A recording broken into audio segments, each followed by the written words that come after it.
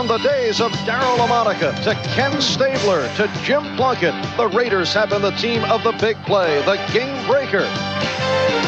But this season with Plunkett sidelined, it's been a slower process offensively with Marcus Allen used as the workhorse, and he's run for 1,063 yards. The Broncos in recent weeks have been the team of opportunistic finishes. Last week against San Diego, a sudden ending in sudden death overtime as Dennis Smith blocked the Bob Thomas field goal attempt, leading to this. Lewis Wright going 60 yards for the touchdown as Denver beat San Diego.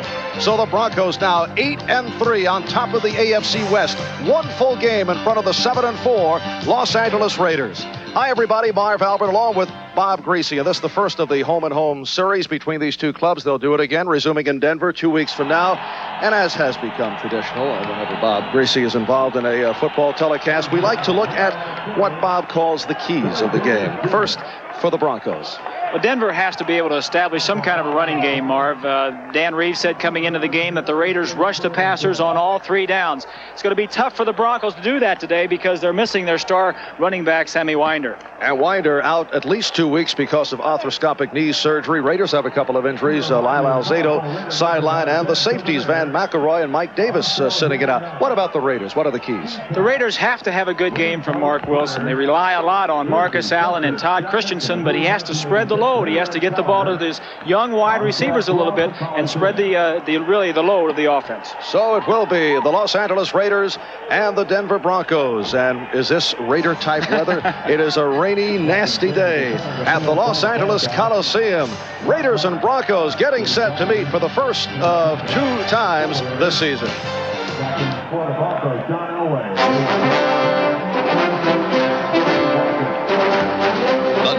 Broadcasting Company presents the National Football League.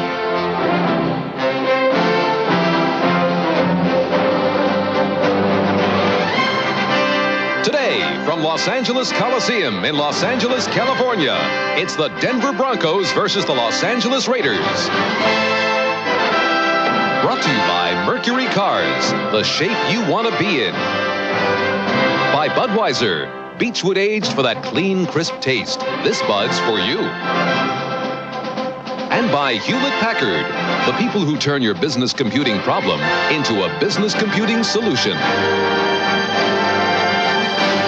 This, the 50th meeting of a rivalry that dates back to the old days of the AFL, back to 1960, and the Raiders with a commanding lead in the series, although the Broncos won both games last year, both by 3 points. This is Marv Albert with Bob Griese. We're set for the opening kickoff. The 8-3 Broncos and the 7-4 Raiders. The Raiders won the toss, and they will receive as Rich Carlos gets set to kick it off. Last week, the Raiders getting by Cincinnati by the score of 13-6 in a very physical game. Only 1 touchdown in the game. That was Wilson to Allen with just over 2 minutes left on a 7-yard play. And Denver coming off the wild one against San Diego. Sam Seal and Fulton Walker await the kickoff, and we're underway. It is Walker. Flag thrown. Fulton Walker, the one-time Miami Dolphin, runs it out across the 31. A 26-yard return run out by Mike Harton. But here's the referee, Jerry Seaman, with the call. Mike Harton on the tackle for the Broncos. And as you saw, it is against the Los Angeles Raiders.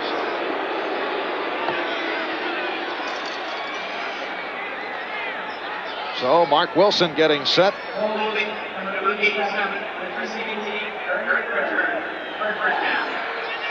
And the Raiders have pushed back to the 9-yard line. Marcus Allen having another outstanding year. The lone rookie there is Jesse Hester. Todd Christensen was blanked last week by the Cincinnati Bengals, and tackle to tackle, it's Davis, Hanna, Mosbar, Marvin, and Lawrence. First down, Raiders from their 9.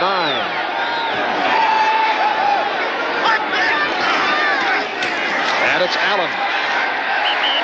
It was all Marcus Allen last week. Reuben Carter, the nose tackle, and Rulon Jones combining. And up front, Jones, Carter, and Chavis. Rulon Jones with 9 sacks going into today. Tied for second in the AFC, Carl Mecklenburg.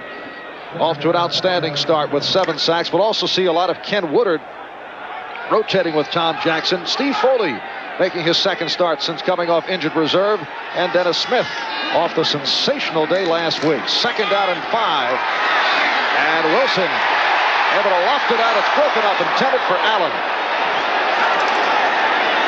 Nice touch, though, by Wilson trying to hit Allen. Ricky Hundley, the linebacker, backing up and got a piece of it. Let's check out the Grisey scouting report.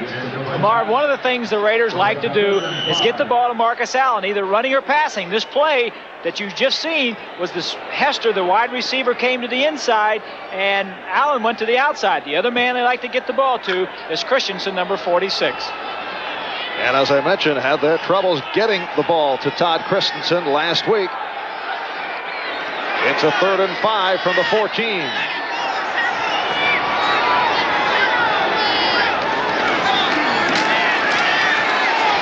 And Wilson nearly picked off by Dennis Smith. Intended for Christensen. Todd Christensen, as we mentioned, did not catch a pass last week. As we look at Dennis Smith, possibly an injury to his knee. Smith jams him at the line of scrimmage. This is a great matchup all day. Smith reads the out, should have intercepted the ball and put the Broncos ahead 7-0. But he turns his ankle, or his knee, right there, as you saw at the end of that replay. That'd be a big loss for the Broncos if he can't play. All right, Smith was able to get up and head to the sideline, and apparently he's on. In fact, no, now he's on the field, so he is okay. As Ray Guy gets set to kick from his end zone. The speedy Vance Johnson is back and lets it fly out. So let's take a look at the Denver Bronco offense. John Elway in a homecoming in his 3rd season out of Stanford. Gerald Wilhite, one of only 3 healthy running backs with Sammy Wider out of action. You see the rookie Vance Johnson, and they go with the H-back and the tight end at right and K, and they have been looking for the tight ends the last couple of weeks. Solid offensive line. Studdard, Bishop, Bill Bryan in his 58th consecutive start, Howard and Lanier. So a first down from midfield for the Broncos. We are just underway in Los Angeles. And here's Wilhite to the 45, and a flag is down. Rod Martin on the stop of Gerald Wilhite, who last week against the Chargers suffered a pinched nerve in his neck, so he is not completely healthy. Against Denver. Marv, you mentioned that the running backs for the Broncos are not healthy, but when you only play one, you only need 1 or 2 good ones. Number 60, offense, still first down. That's the right guard, Paul Howard. Called on the penalty. And defensively, as always with the Raiders, we'll see lots of shifting, but Long, Piquel, and Jones. Sean Jones, second-year man from Northeastern, replacing the injured Lyle Alzado. Reggie McKenzie, the rookie from Tennessee, has played very well. And Stacy Turan and Otis McKinney for the injured Mike Davis and Van McElroy. First down and 20 from the 41.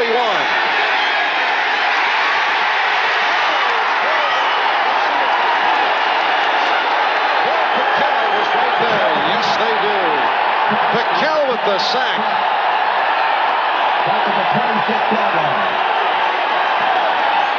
Marv, both quarterbacks have been confused in their first series of plays. The Raiders doing something a little differently.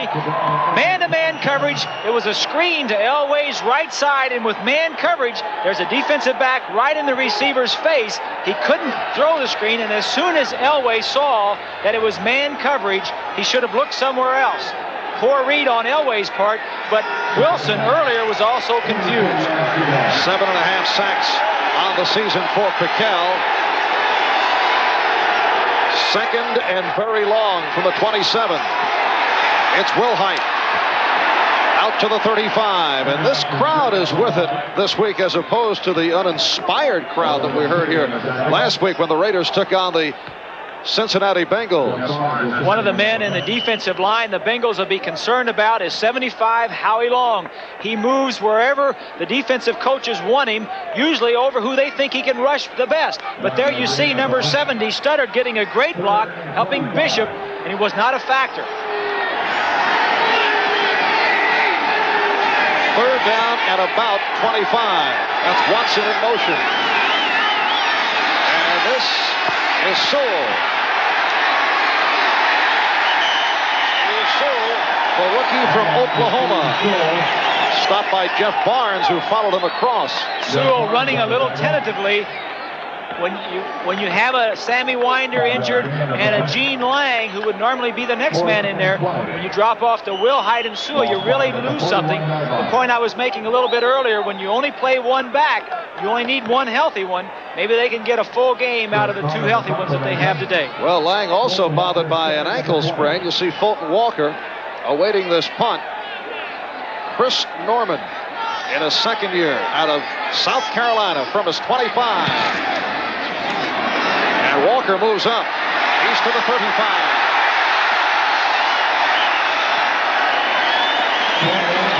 Walker with the return, and a timeout has been called. We'll be right back. Hello, I'm Frank Bartles, and that is Ed James with the turkey. Ed is the one with the hat. Anyway, while many of you know the Bartles and James Premium Wine Cooler is an excellent refreshment, Ed's taste tests have shown that it is also perfect with food. In fact, the foods which go best with Bartles and James are turkey and cranberry sauce in that order. I do not know why he wanted me to mention that, but perhaps someday it will come in handy. Thank you for your support. Forget that artsy guy with the beard. Let Rex direct your script. Forget it. Look, come on, let's Forget it.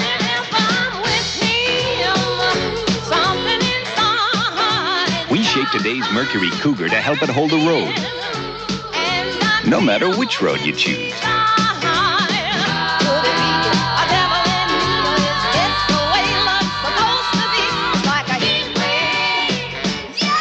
Mercury, the shape you want to be in.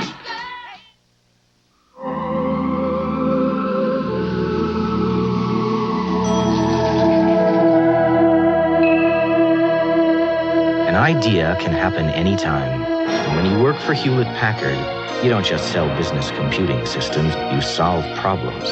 So when you have an idea, you do something about it. You never stop asking, what if? You know that electronic mail project for the bank? What if we used HP Message in a custom service?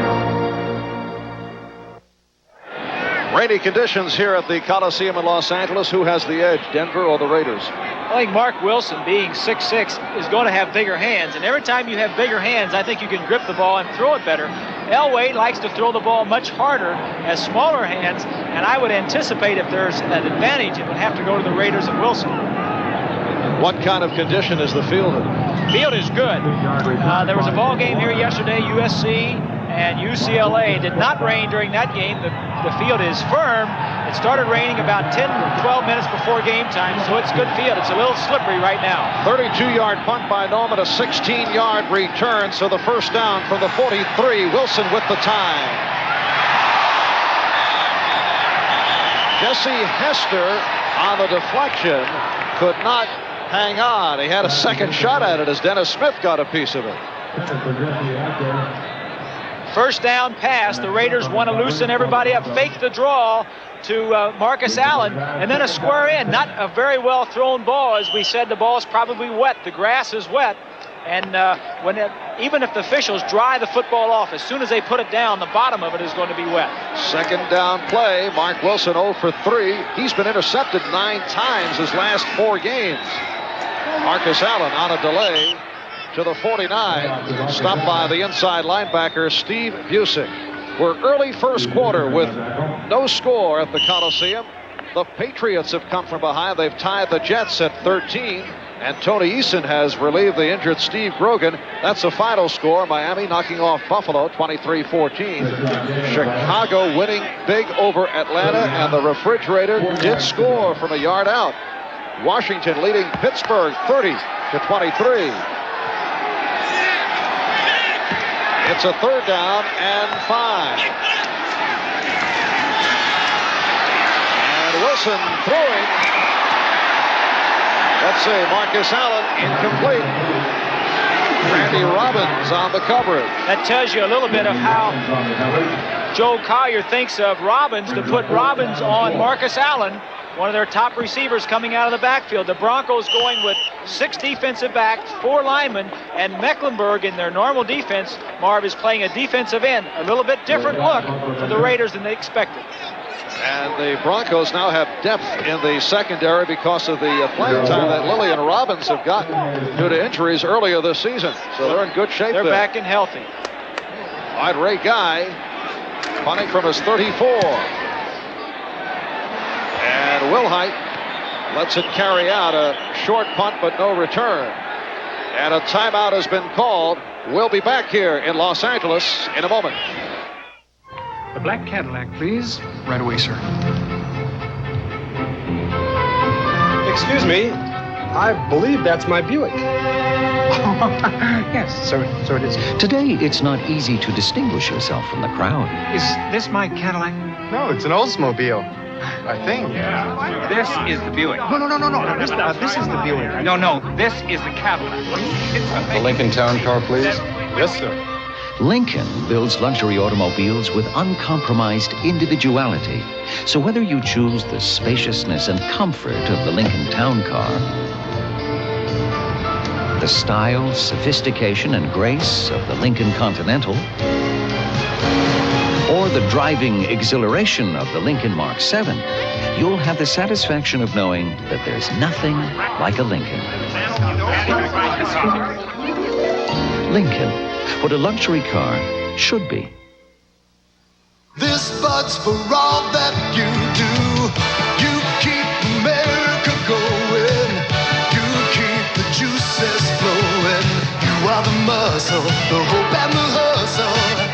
You keep the country growing, and you make America work, and this bud's for you. Here's to you, Beechwood Age, for that clean, crisp taste that says Budweiser.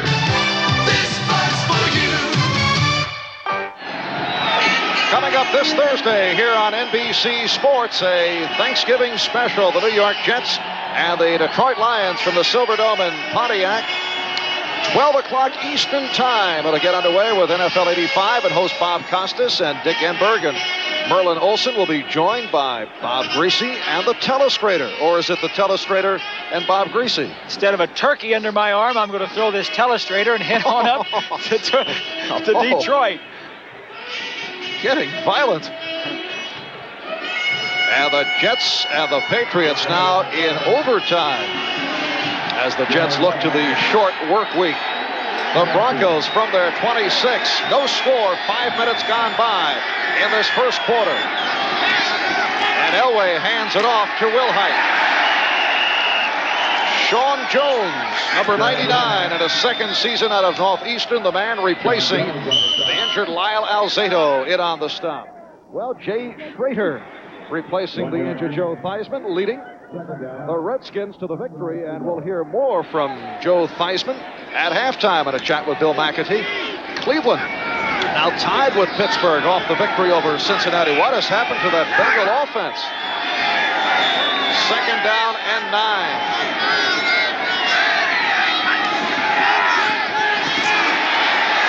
Flag has been thrown. Incomplete. Lester Hayes with the coverage and a nice leap. Steve Watson, the intended receiver.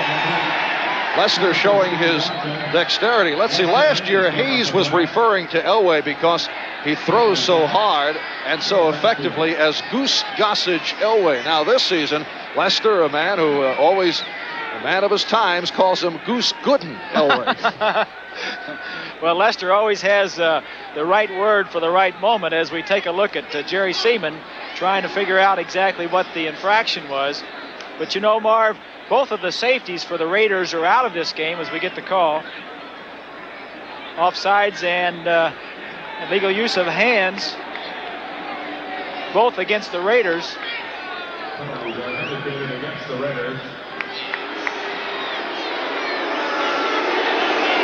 And here's Lester Hayes with a Ronaldo Nehemiah type leap. Very nice. I think he got a little bit of a pull from Watson over there.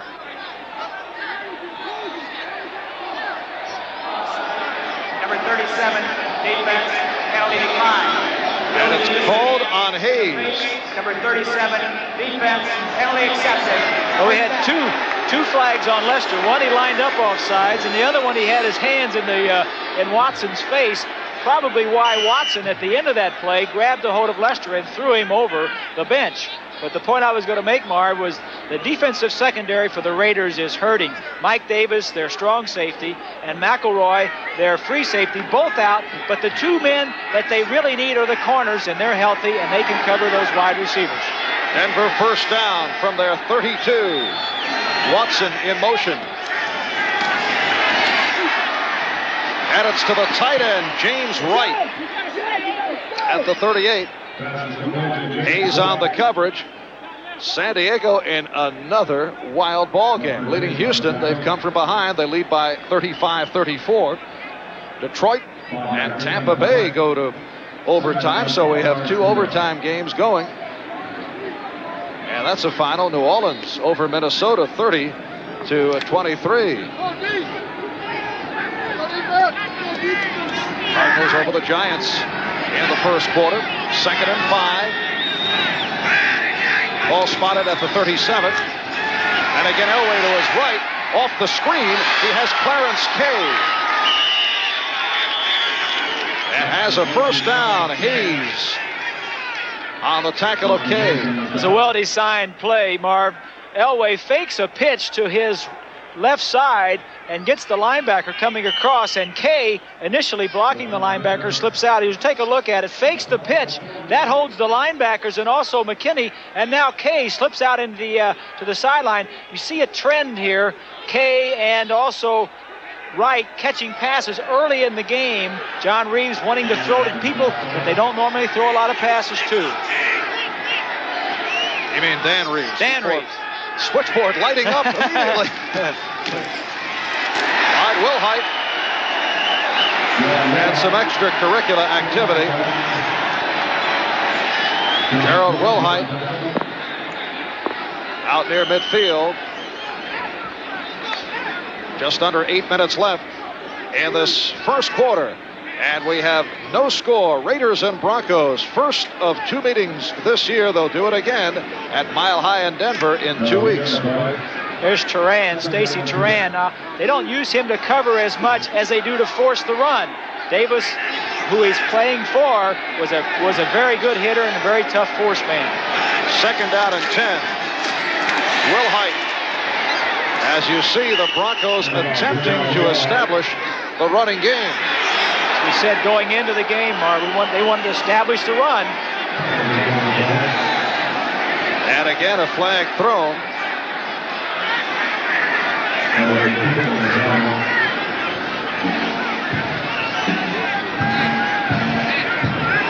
And again against the Raiders. And looks to be Lester Hayes once again. Hayes and Watson were going at each other. Lester very active here in this first quarter. Unnecessary roughness, number 37, defense, first down. That's Willie Brown right there with the cap on, the coach, the defensive backfield coach, talking to Lester, saying just settle down. Willie, with 39 career interceptions, leads the Raiders, but he didn't do it that way. He was always tough and aggressive, just pulling Lester out to cool him down a little bit, but that's the intimidation. That's the way the Raiders like to play. And the Raiders lead the AFC in yards penalized. Hayes called for the personal foul. First down at the 32. And Elway firing for Watson. Sam Seal on the coverage of Steve Watson, the man they call the Blade, in his 7th season out of Temple University. Well, it didn't take the Broncos long. As soon as Hayes went out, here's Seal. Watson's going to run straight up the sideline, and immediately they go to the man that came in fresh off the sideline. Man-to-man coverage. Watson gives him a little move to the inside and then straight down. The ball is just overthrown. The Raider defense did not allow a pass completion for more than 20 yards last week against Cincinnati in what was a tough defensive battle. Very physical ball game. Deep drop by Elway. And that time confusion as Clarence Kay pulled up inside the 20. Elway thinking that Kay was going to run a deeper route to the flag, but with the coverage, he adjusted his route. One of the difficult things about this offense is it has a lot of different reads. You see a coverage, you run a different route. That time Elway read one thing and Kay read another. Dallas in front of Philadelphia in the first quarter, 7-3. And the Los Angeles Rams playing in Anaheim this afternoon, leading Green Bay 7-zip. Third down and 10. Elway with time, going the shorter route. Vance Johnson, the rookie from Arizona, with the first down on a 15-yard pass play. Stopped by Sam Seal. What a year he is having. Vance Johnson could possibly be the offensive rookie of the year. This time just tight man-to-man coverage in the secondary. Johnson comes down, breaks to the inside, and then back to the outside. That's why you see the separation between he and Sam Seal, because he started in, Seal thought he was going across field, and then he broke back to the outside. Vance Johnson considered to be the fastest man to come out of the 1985 NFL Draft. First down off that reception at the 18. Here's Wilhite. Reggie McKenzie, number 54, the inside linebacker, on the stop of Gerald Wilhite. And the Chicago Bears make it a record of 12-0 as they wallop Atlanta. Atlanta coming off the upset of the Rams last week, and the Refrigerators scored a touchdown. Incidentally, the president of the William the Refrigerator Perry fan club is planning a postseason banquet, Bob, and he said we'll make a real effort to serve only fattening foods. Yeah, fast food, right? Second and 8. Elway tried to drill it through, intended for Watson. Haynes on the coverage. John Elway has sung the praises of Vance Johnson for one reason, and that is speed. That allows him to get through. One of the things they like to do is get him through the secondary and take the free safety with him. That opens it up for the other side, the possession receiver, who is Steve Watson. They like to get him the ball right here in the middle of the field. Elway now has a third down and 8 from the 16.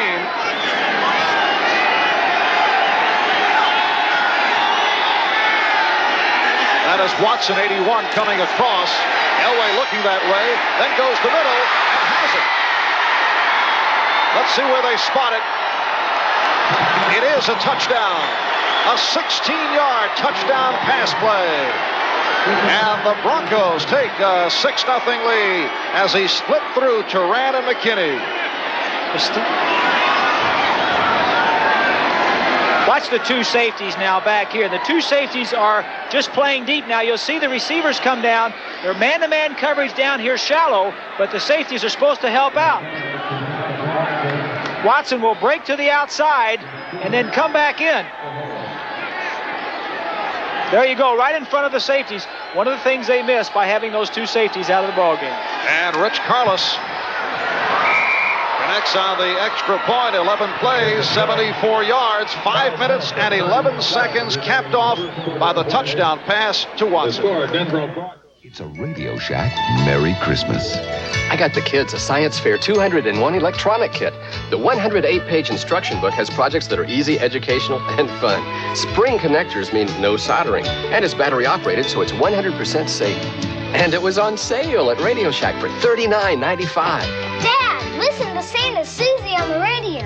Ho, ho, ho. Merry Christmas. The 201 kit on sale for $39.95, only at Radio Shack. Hamburger burger places serve billions of burgers. And oh yes, they also serve chicken, like chicken nuggets. But it's hard to do chicken right. Part-time. At Kentucky Fried Chicken, our nuggets have our secret blend of 11 herbs and spices, so they taste great. In fact, people who said they'd never tried Kentucky nuggets and McDonald's chicken nuggets rated ours higher on taste. So get your nuggets from the chicken experts. Anything else could be a bum steer. Kentucky Fried Chicken, we do chicken right. Come on, America, discover the book. Open up a brand new world.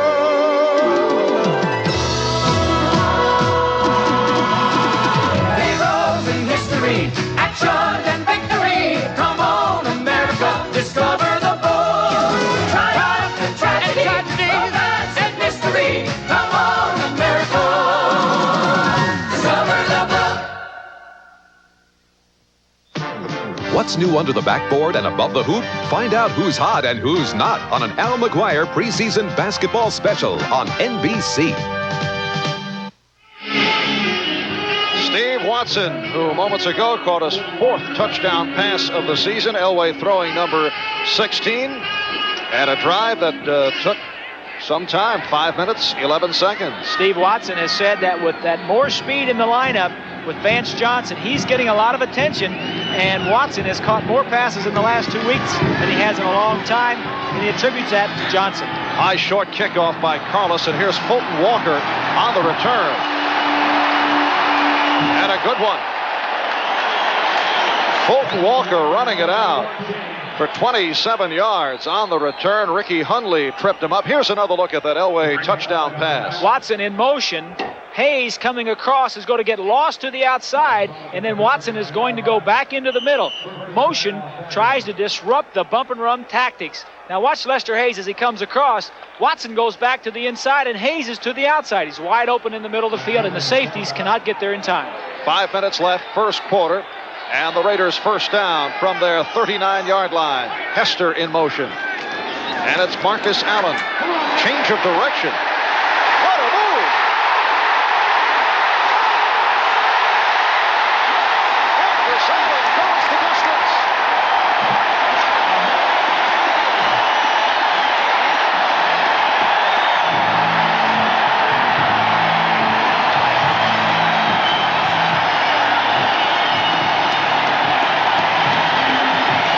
Allen goes 61 yards off a spectacular change of direction. Dan Reeves shakes his head, kind of smiles, and says, coming in, we knew we had to stop Marcus Allen. Take him out of the game. Kind of shook his head as if to say, well, that's a great back. You can't stop him all the time.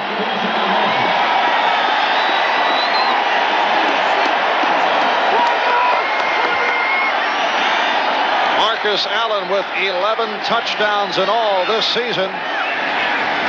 And that is his longest run in regular season NFL play.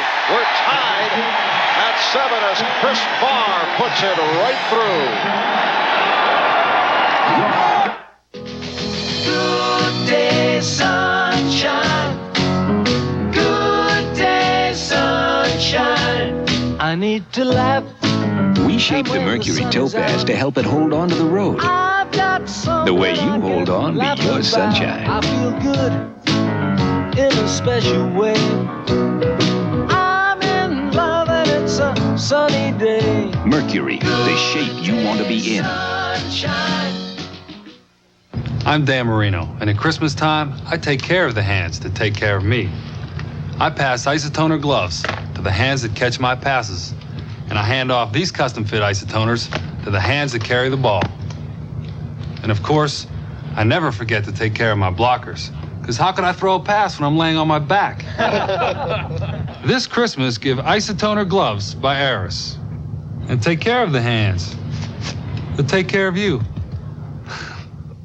Happiness is a warm puppy, but this joy can quickly turn to sadness. Just would flop around and he wouldn't move or anything. Puppies, a big business that often breeds trouble. Puppy Love on the Channel 11 News at 6. And on Night Beat, what's it take to become part of the feud? Why are so many Pittsburghers enlisting? Phil Dawson reports on A Few Good Men. Puppy Love at 6. A Few Good Men at 11. Monday here on the Channel 11 News. Sports has a November to remember when heart-pounding excitement returns to the greens, where one putt could be worth $450,000. Jack Nicklaus, Arnold Palmer, Tom Watson, and Fuzzy Zeller play the Skins game. Now that's a November to remember on NBC.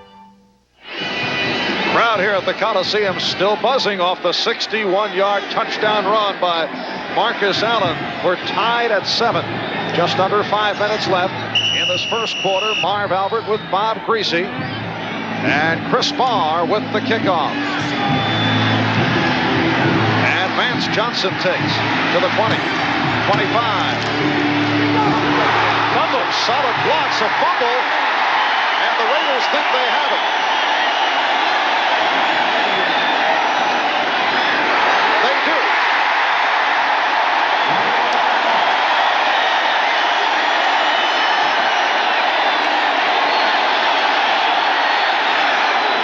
You know, normally, Marv, when you're playing at home, the crowd is your 12th man. But take a look at the umpire, Rick Stewart, right here. As Allen runs and cuts back, Rick Stewart, the umpire, is going to get a big block on 77 Mecklenburg. As he cuts back this time, here comes Mecklenburg right there. You're going to see a great block by the umpire as Mecklenburg runs him over. I think that Mecklenburg would have made that play had the umpire not been there. That was not on the Raider playbook. Nor in the defense of the Broncos. All right, Jeff Barnes on that recovery, and here are the Raiders taking over. Frank Hawkins to the 25. Jim Ryan, the outside linebacker, on the stop. The Broncos came into today's game tied with Pittsburgh, having lost the fewest fumbles in the NFL, but they just lost one, and there is Barnes in his 9th season out of California. He came up with the ball off the fumble on the return by Vance Johnson. 2nd and 7. Hawkins picking up 3. Hester goes to the left. Williams to the right. Allen and Hawkins, the running backs. Wilson with time. And it's intercepted. Steve Foley, the free safety, on the intercept. And it's change of turnovers. And Mark Wilson hearing it from the crowd. Todd Christensen on the tackle of Foley. For Foley, his 3rd interception of the season. Steve Foley has always been a big play. As you see him at the top of your screen, just looking all the way, eyes, vision all the way on Marcus Allen. A poor throw. Foley sees it all the way and comes back, and it's interception and fumble recovery evens out the turnovers. Ball was way overthrown. Crossing patterns going over the middle of the field. Foley didn't know who to go with, stayed at home and made the interception. Wilson has now been intercepted 10 times his last 5 games, and he is 0 for his first 5, so off to a bad start. First down for Elway from the 22. Wilhite up the middle. Out to the 30.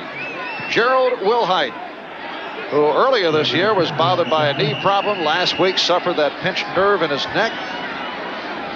In his 4th season out of San Jose State. And a Bronco, as you can see, is down.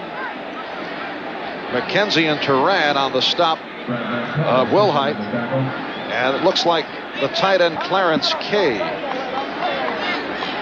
3:40 remaining in this first quarter. It has been action-packed. Marcus Allen, 61-yard run. Elway capping off a good Denver drive by connecting with Watson. You know, Marv, we did the game here last week, Cincinnati at the Raiders, and I kind of got the feeling that Cincinnati was a little bit intimidated.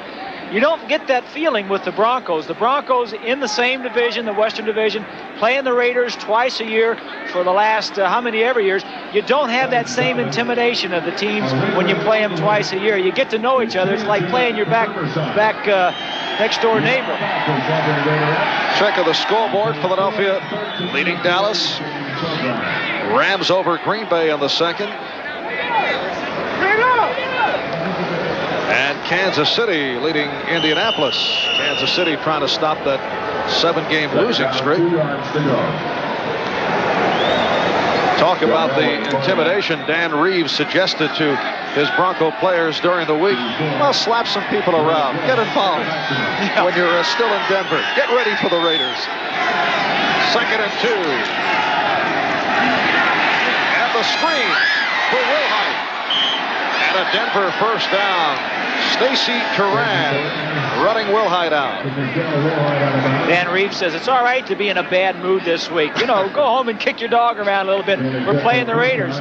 Dennis Smith says, I can't wait to play this game. It's like a home game for me. Obviously, he went to USC, so he feels like coming home. But he and also Tom Jackson, the motivational, inspirational leader, loves to play the Raiders. And like I said, I don't think the Broncos are really that intimidated like a lot of teams are. This is a game made to order for Smith, who is a very tough physical player.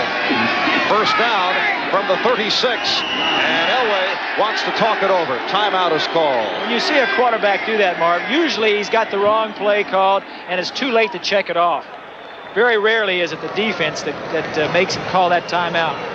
Elway 5 for 8 to this point, 56 yards, and 1 touchdown. So he calls the timeout with 3:14 remaining in this first quarter. The next Raiders home game is Sunday afternoon, December 15th. Tied at 7 as Elway heads to the sideline. This is the 50th meeting between these two teams, and it has been a fabled rivalry between Denver and the Raiders back in '77. Remember this? In a surprise, kicker Jim Turner catching the touchdown pass as the Broncos went on to beat the Raiders to make it at that time a record of 5-0. Denver doing it convincingly. October the 16th, 1977. This has been a great series as we take a look at Lyle Alzado, who had surgery on a torn Achilles tendon earlier in the week, and says, I'll be out there rooting my comrades on. He is probably the most intimidating player on the team. I mean, you talk about rough and tough guys.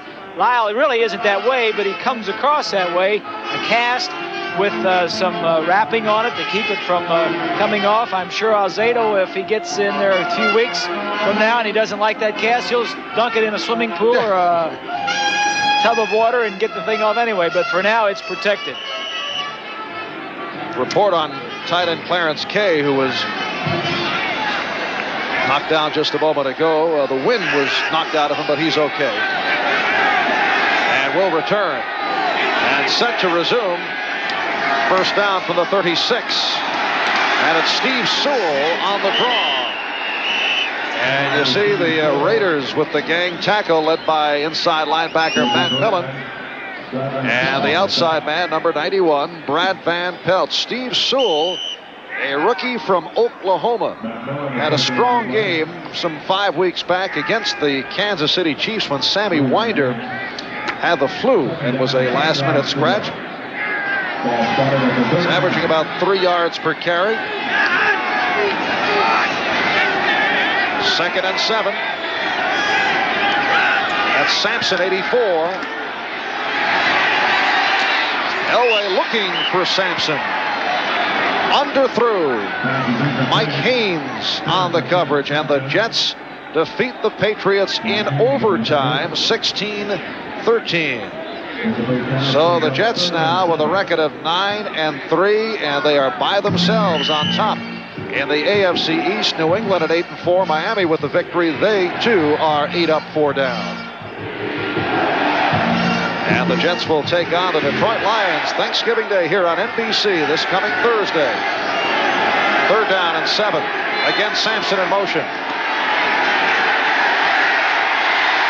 Elway running out of trouble. And has the first down and additional yardage.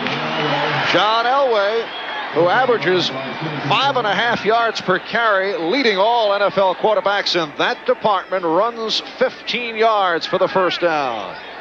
This is the one thing John Elway has above all the other quarterbacks in the league.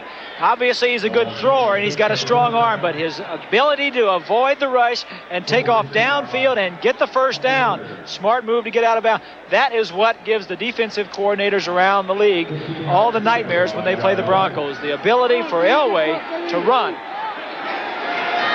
First down at the Raider 46, tied at 7, 2:20 remaining. First quarter. The tight end right, 87 in motion.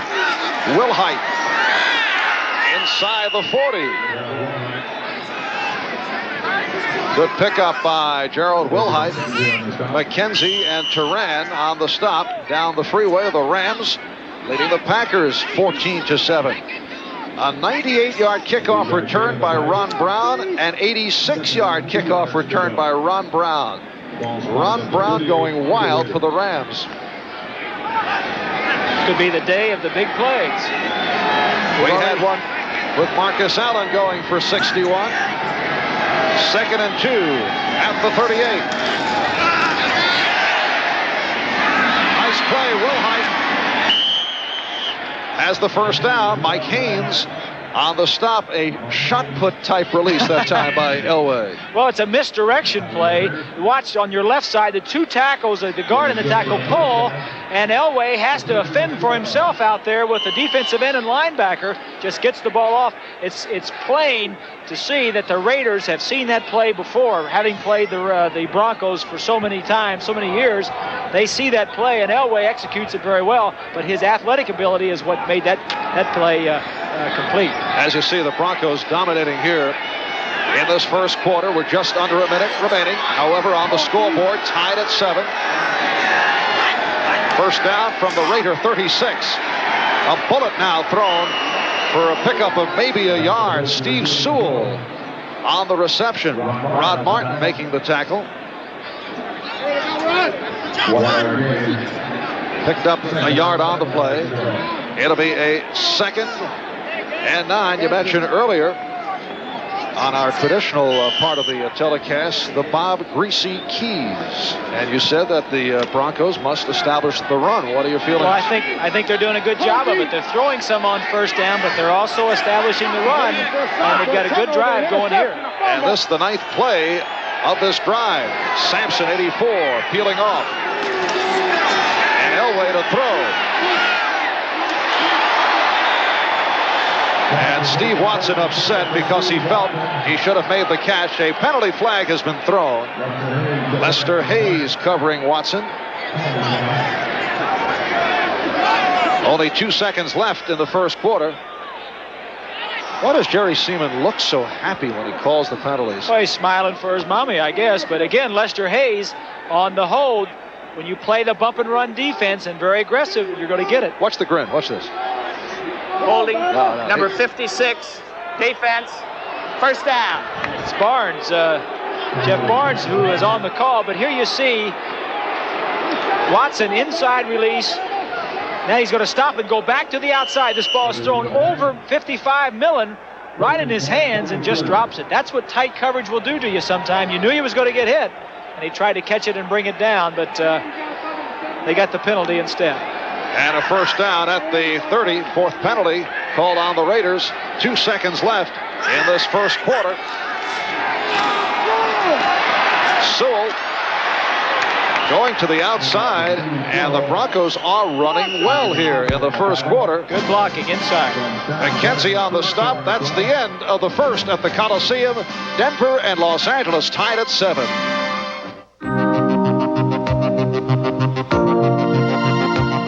You finally get the answer, and now you can't wait to tell someone.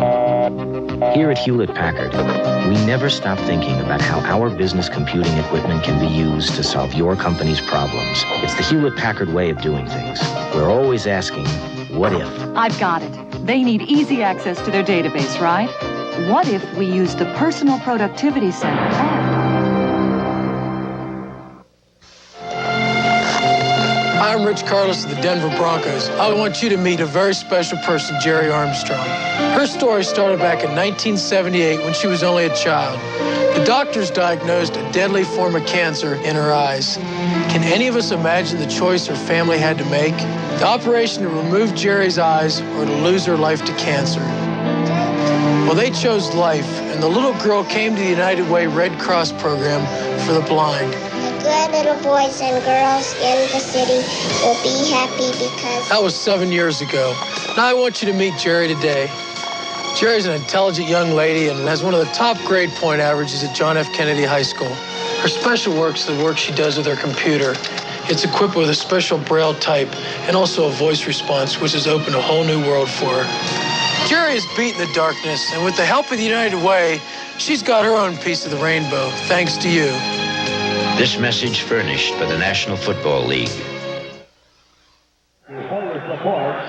And there is Rich Carlos, and ladies and gentlemen, once again, here is Bob Greasy. Hey, Marv, how you doing? Let me tell you, I'm impressed with the way Elway is throwing the ball. That last time he threw the ball over Millen, the linebacker, he had to have a soft touch on it. The ball is wet out there. It is still raining, and every time the referee sets it down, it's going to get even wetter. So it seems as though Elway adjusting to the conditions much better than Wilson at this point. And we're underway. Second quarter. The Broncos dominating in the first quarter. They now have a 2nd and 1 at the 20. And again to the ground. Sewell fell down, but picked it up. Steve Sewell actually stumbled. And Sewell now headed to the sideline. Wilhite returns. Denver with their 10th first down of the ball game. The Raiders with only 1, and the Raiders able to score with the big play today, which has not been their formula thus far this season. But Marcus Allen able to tear away on a 61-yard run. There's a shot of the ball, the rain coming down. Whenever that center spins it, it gets it even wetter. I always like my centers not to touch that ball any more than they had to. Here's play action by Elway going for the end zone for Watson. Covered by Mike Haynes. Good coverage by Haynes. Let's go back and take a look at the battle in the pits.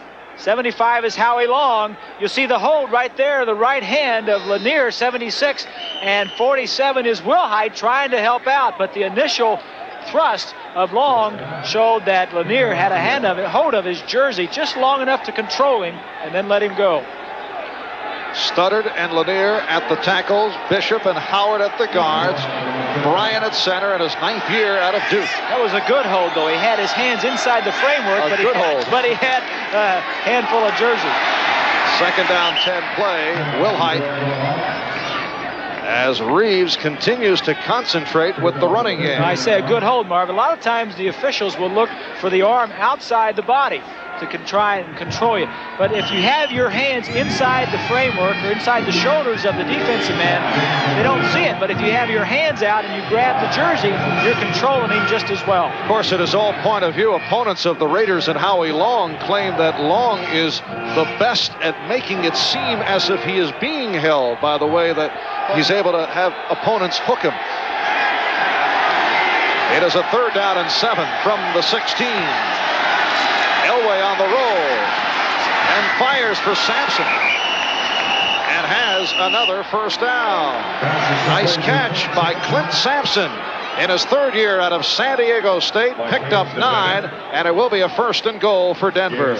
You're seeing the whole package of John Elway here in the first quarter and a half. Outside the pocket gives him more time to throw, and also the defensive backs, as you see right there, they're expecting the ball to come from the inside part of the field. Thought they had good coverage. He's outside on a direct line with Sampson, and the ball was complete. Good play by Elway. Watson to the left, 1st and goal from the 7. That is Wright in motion. And Wilhite hit by Long. Howie Long saw it all the way. You just can't stop Howie Long. They're going to move him around. Here he's getting inside the block of Lanier and makes the big play. This is what the Raiders need at this point down there. Somebody to come in and stop that running and make some big plays and put pressure on Elway.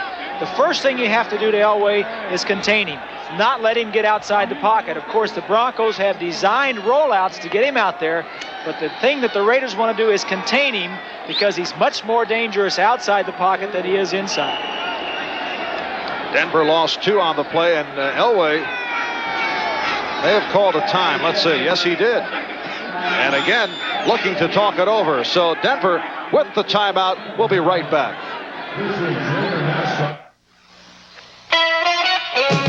Mount Hood, Oregon, and old Milwaukee both mean something great to these guys.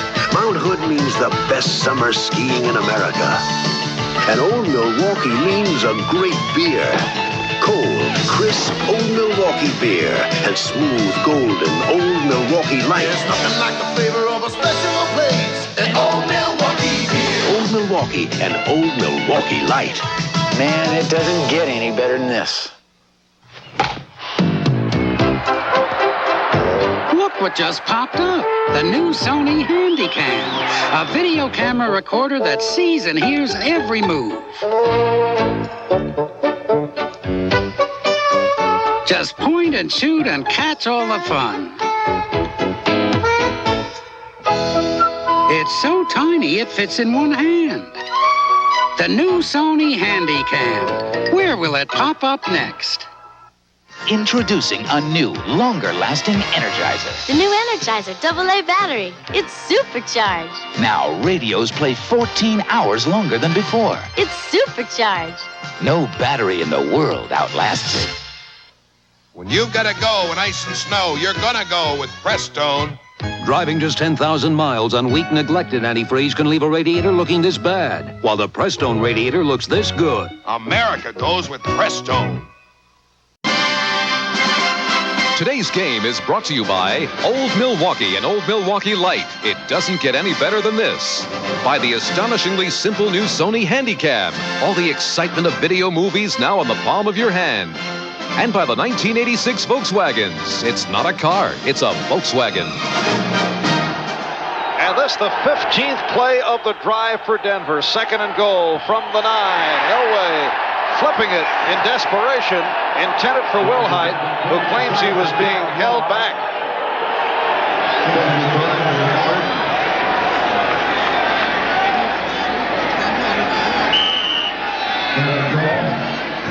Take a look at here what the Broncos were trying to do in sending their flanker across field and the tight end across field and trying to sneak Wilhite out here. This man right here is going to get in the way. The play action, Turan jams him and then holds on to him a little bit. The jam was legal, the hold was not. 3rd and goal from the 9. We're early 2nd quarter, tied at 7. And a shovel pass, and it works for the touchdown. What a play. Wilhite goes 9 yards for the score.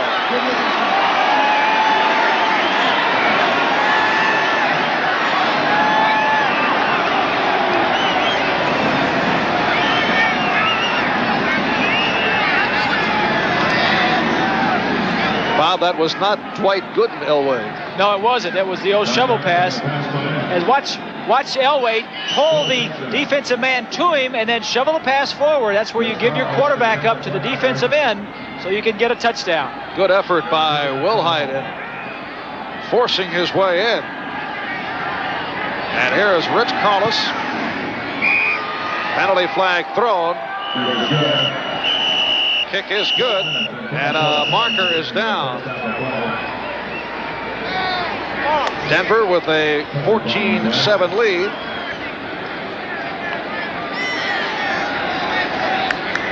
And it is called against the Broncos. Incidentally, that Denver drive, another long one, 16 plays, 78 yards, and they had the football for 6 minutes and 25 seconds. Tripping, number 87, kicking team, retry, 10-yard penalty. That's an unusual call. A trip on the placement called on James Wright. Harold Wilhite made the good play after the reception of that shovel pass from Elway. So they move it back. And here is Carlos again. And puts it through. 12:24 remaining. First half. Denver now leading 14-7.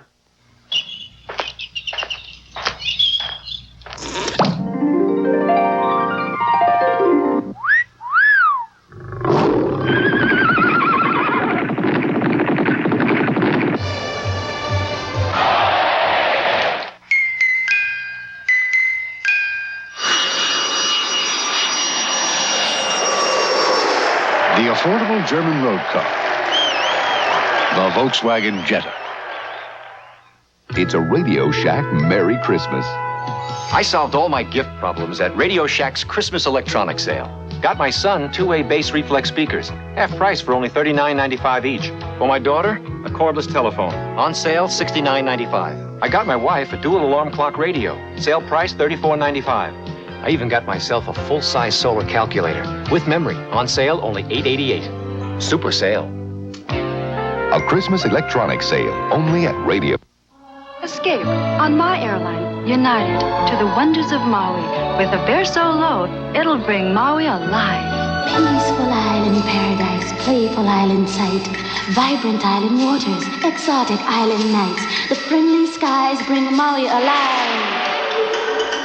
Once you get to Maui, you may never want to leave. Come, let us bring it alive. Let the friendly skies bring Maui alive. The Heisman Trophy. For half a century, it has symbolized excellence in collegiate football. Its recipients, an honor roll of distinguished athletes, men of outstanding personal achievement. Live from New York, the 51st presentation of the Heisman Trophy. If it's special, it's on NBC Sports. Another long drive by the Denver Broncos, and they now lead the Los Angeles Raiders by the score of 14-7. 2.5 minutes gone by in the second quarter. Marv Albert with Bob Greasy, and the kickoff by Rich Carlos. Taken by Fulton Walker across the 30-yard line. Jim Ryan on the stop of Walker, who ran it out 21 yards. Let's go back and take a look. A well-designed play. The three receivers on this side are going to go to the outside.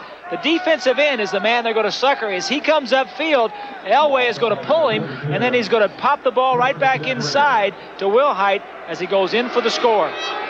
The three receivers open it up to the outside. Elway draws the defensive end. He has an extra blocker. He sees the goal line and goes for it. I'm very impressed with the offensive game plan so far of the Broncos. But the Raiders struggling to this point. Mark Wilson is 0 for 5. And Wilson a throw, and there's his first completion. Todd Christensen, who did not catch a pass last week against Cincinnati, stopped by a very physical Carl Mecklenburg. This is exactly what Wilson and the Raiders need, especially Wilson. As you see Mecklenburg trying to cover the tight end, just throw something short to get the drive started and to get Wilson's momentum going. 4-yard gain. Picked up 4, second out and 6. Todd Christensen in his 7th year out of Brigham Young. Marcus Allen, short pickup. Free safety Steve Foley on the stop. Mark Wilson replacing the injured Jim Plunkett, who is still sidelined with a dislocated shoulder. Plunkett has been back throwing this week, Marv, not with the offensive unit, but against the Raiders defense as they prepare. Actually, he was throwing the offensive plays that the Broncos are going to use coming into the ball game, but he's a man that they hope to have back later on in the season, but Mark Wilson is the one that's going to get them into the playoffs. 3rd down and 3.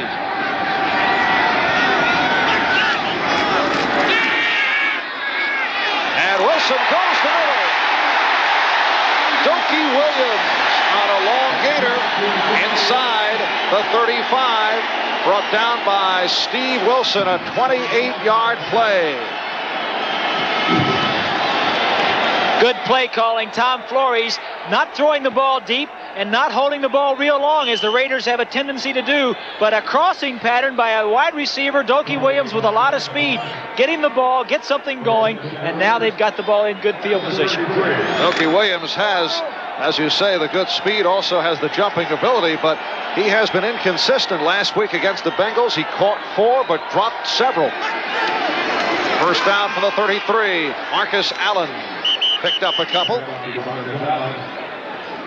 Rulon Jones on the stop 5 carries, 77 yards for Allen, 61 on that touchdown run. 75, Rulon Jones throws the tackle. Davis out of the way, gets across and gets a piece of it. Jones probably having his best year of his career. Dan Reeves says he's been steady all year and just having an outstanding year. 9 sacks for Rulon to lead the Broncos. Last year led with 11. 2nd down and 8. Deep drop by Wilson. And again, the completion for a first down to Doki Williams. So Mark Wilson, after going 0 for 5, has caught fire. I think what has happened, Marv, is that the offense has kind of said, hey, we've had a long rest on the bench. Let's go out there and execute some plays. You don't need a lot of skill to do this. Good protection. Doki goes down and gets position on the defensive back and comes back to the ball. The only way Wright was going to get there was to interfere. Good play by the Raiders. 14-yard advance and a first down at the Denver 17.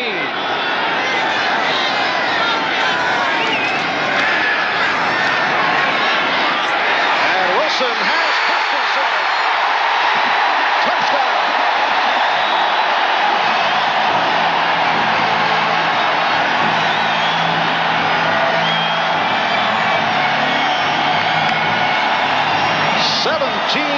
Pass play, and what a series from Mark Wilson and the Raiders. Watch this move, and out and up. You saw him look back, and that was the key. When he looked back for the ball, Wilson thought the ball was coming.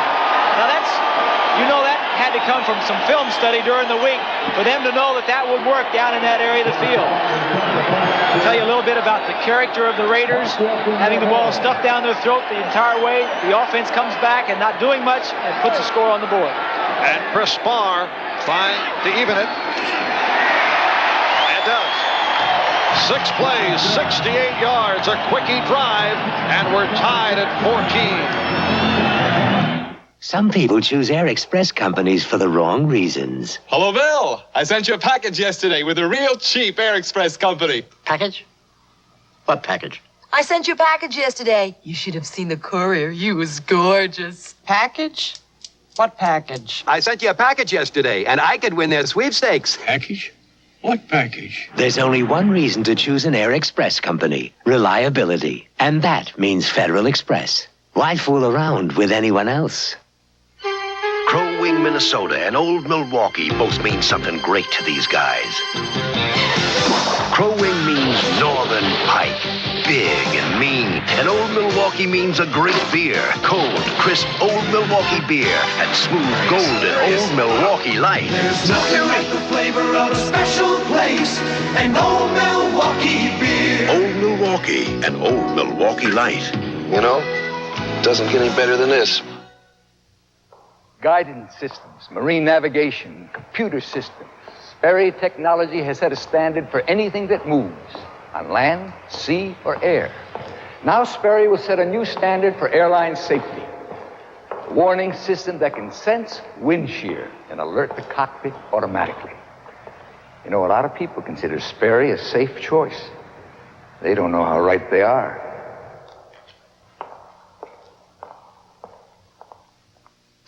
Relive the magic of the World Professional Figure Skating Championships on a special NBC Sports World Encore, December 7th. Todd Christensen combining with Mark Wilson to tie the game up at 14, 8:45 remaining in this first half, and Chris Barr getting set to kick it off. Christensen not very happy last week when he didn't catch a pass. Thought he was open a few times, has already caught 2, and really 2 big plays to get that offense back in gear. Vance Johnson, Daniel Hunter, back deep. And this is Johnson from his goal. Oh, he stumbled out to the 10 and continues to stumble, but makes it into a nice return out across the 25. 26-yard return for Vance Johnson. Let's go back and take a look at Christensen coming off the line of scrimmage. Now watch when he looks back. Right here, if you can stop it right there. See his head looking back? Now that sells it, because right here, when he sees that, Wilson looks back too. Now watch as he looks back, and now he knows the ball's not going to be thrown short and turns it upfield, but he sold the short out, and then he beat him on the up.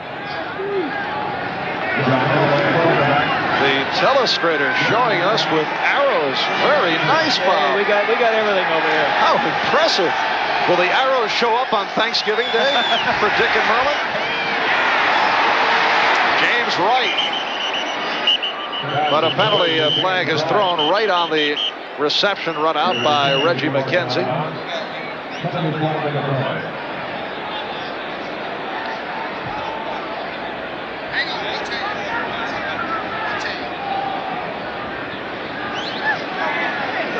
And it's against the Raiders.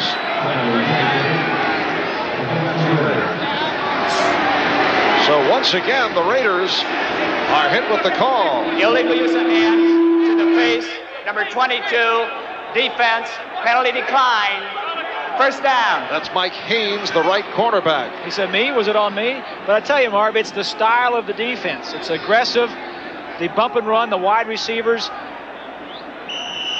Denver's defense is not that way. It's more of a bend but don't break. And I think the Raiders, having had 5 Pro Bowlers on the defensive team, is more of an individual type of defense. The Broncos have excellent players, but they don't play the same style, so they really don't get the recognition that some of the Raiders do. Will Height, the lone deep back. Johnson in motion. And here's Will Height. Across the 40-yard line, Matt Millen making the tackle. There's Matt, number 55. Fiery player, hasn't missed a game in 5 years in his 6th season out of Penn State. He loves to play. He says after a ball game sometimes he says, I can't sleep. He's actually, you know, after they shoot the films of this game, they'll go back and develop, and he'll go back to the training facility and wait for the films to come in because he can't wait to see them. Loves to play the game. 2nd down and 5. And Will Height trying to make the turn, but hit for the loss. Rod Martin, the outside linebacker, and the strong safety, number 30, Stacy Turan, getting to Will Height. Paul Howard, number 60, will pull to the left side. Now Jones, 99, makes the play. Long trying to get in there, but everybody pushing it back into the defensive secondary, and Turan gets to come up and finish it off and get credit for the tackle. But Jones and Long were both in there to help stall the play. 3rd down and 9. Will Height now 11 carries, 35 yards. Elway trying to get out of the pocket, but brought down across the 35 by Jeff Barnes. So Jeff Barnes, who had that fumble recovery earlier, now able to get to the quarterback. Jeff Barnes in there because of his ability to cover on passing situations. Made a big play because if Elway breaks that tackle, everybody else in the secondary was turning and running deep, and Elway would have run for 15 or 20 yards and would have picked up a first down. Chris Norman, who has come on in recent weeks after hearing the criticism earlier in the season, had a turning point game, an outstanding game against Seattle 5 weeks ago. A line drive, Fulton Walker on the return. Breaks tackles, and then smothered at the 37. 34-yard punt, 8-yard return. Simon Fletcher leading that Denver coverage. This telecast is presented by authority of the National Football League, and it is intended for the private use of our audience. Any rebroadcast or other use of this telecast without the express written consent of the Los Angeles Raiders of the National Football League is prohibited. Raiders coming off the 6-play drive leading to the touchdown, led by a hot Mark Wilson after he went 0 for 5. Start up from their 37. And it's Allen, stopped for a loss by Carl Mecklenburg. The Broncos defensive coordinator Joel Collier mixing up his defenses. Mecklenburg is the key. Sometimes he'll be in the line. Sometimes he'll be at a linebacker. He'll be anywhere in that defensive line, and they're doing a good job mixing it up. Jim Plunkett on the sideline, smiling. Hopes to get back in a couple of weeks and possibly help this team later on in the season. Plunkett out with a separated shoulder. And his replacement, Mark Wilson, has a 2nd and 11. And has time. A bullet. And Allen to midfield for the first down. Well, Wilson gambling as he drove that one through a couple of defenders and hit Allen. Exactly, Marv, in between two defenders, right over the field. You see him looking at him. Whenever you look at a receiver that long, bad things could happen as far as the offense is concerned, but he gets it in, breaks 2 tackles, and gets upfield. When you look at a receiver, also the defensive backs who are looking at you are going to go to that receiver, and he got it in there. At least 1 catch for 39 consecutive games for Marcus Allen. And now Allen on the ground, picking his way for 5. Reuben Carter, the nose tackle, making the stop. It'll be a 2nd down and 5. Reuben Carter, 68, and Mosbar, 72. The fight goes on in the middle as you see Mosbar with a handful of jersey.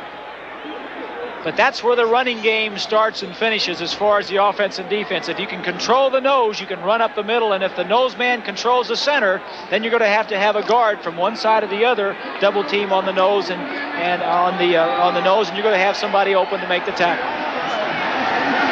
2nd and 5 for the Raiders. That's Allen peeling off. And Wilson going deep for Hester. And that was a sure touchdown, but Hester could not hang on. You see the disgust in Mark Wilson's face. He has taken some abuse from the fans for the last several weeks. You can't throw it much better than this. It's a little bit to the inside, but Hester is already beyond him, so it's all right. You've got to catch these balls. He had it, but he didn't hold on to it. Crowd reacting because the play that you just saw was also shown on the huge screen here at the Coliseum. Well, this is what we said in our opening, that the wide receivers that the Raiders have always had good ones are not making the big plays this year. 3rd down and 5. And Wilson is stopped. He could not get away. Mecklenburg with the ankle tackle. Mecklenburg moving around. This time is the right defensive end along with Rulon Jones. Jones comes outside and Mecklenburg goes inside, and that forces Wilson out. This is the big difference, Marv. When I started playing, you could outrun those defensive linemen, and when I quit, you couldn't. I don't know if they got faster or if I got slower. Probably a little of both. Let's see, using yourself as the measuring stick. Mecklenburg now with 8 sacks on the season. And the punt by Ray Guy. So it will come out to the 20-yard line. Now, last week was the first week that Denver did not record a sack, but Carl Mecklenburg getting on the board just a moment ago.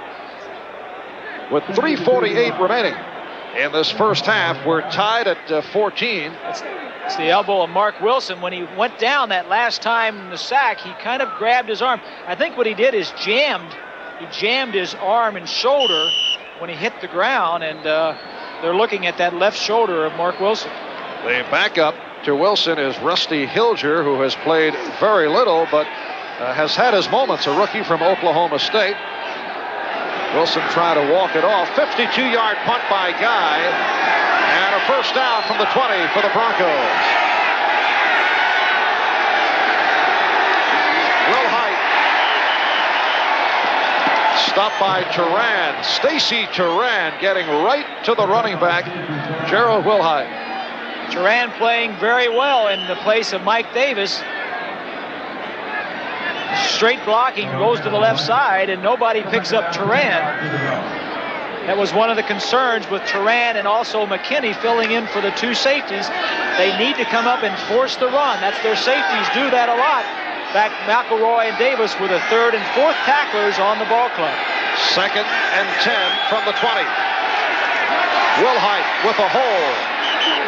Picked up 4. Millen and Piquel combined. On the scoreboard, Phil Simms just hit Lionel Manuel and a 10-3 Giant lead.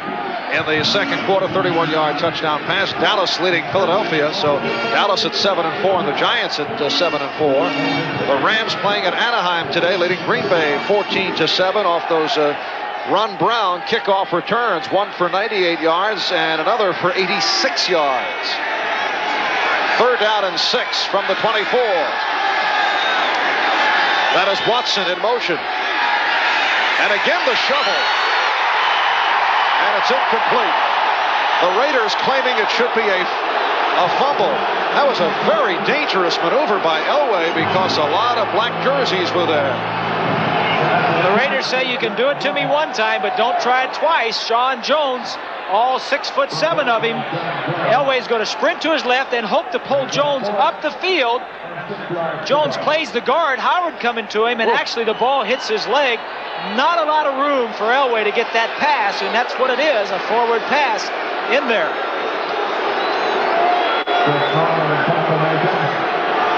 And on fourth down, Chris Norman will punt from his 9. Third punt of the day. Fulton Walker back at his 40-yard line.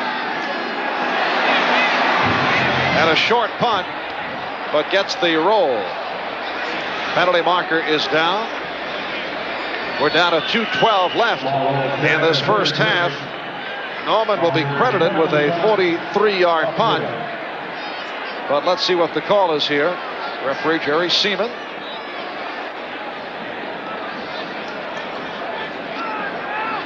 It's the umpire Rick Stewart who threw the block earlier. And it is a holding penalty on the Raiders.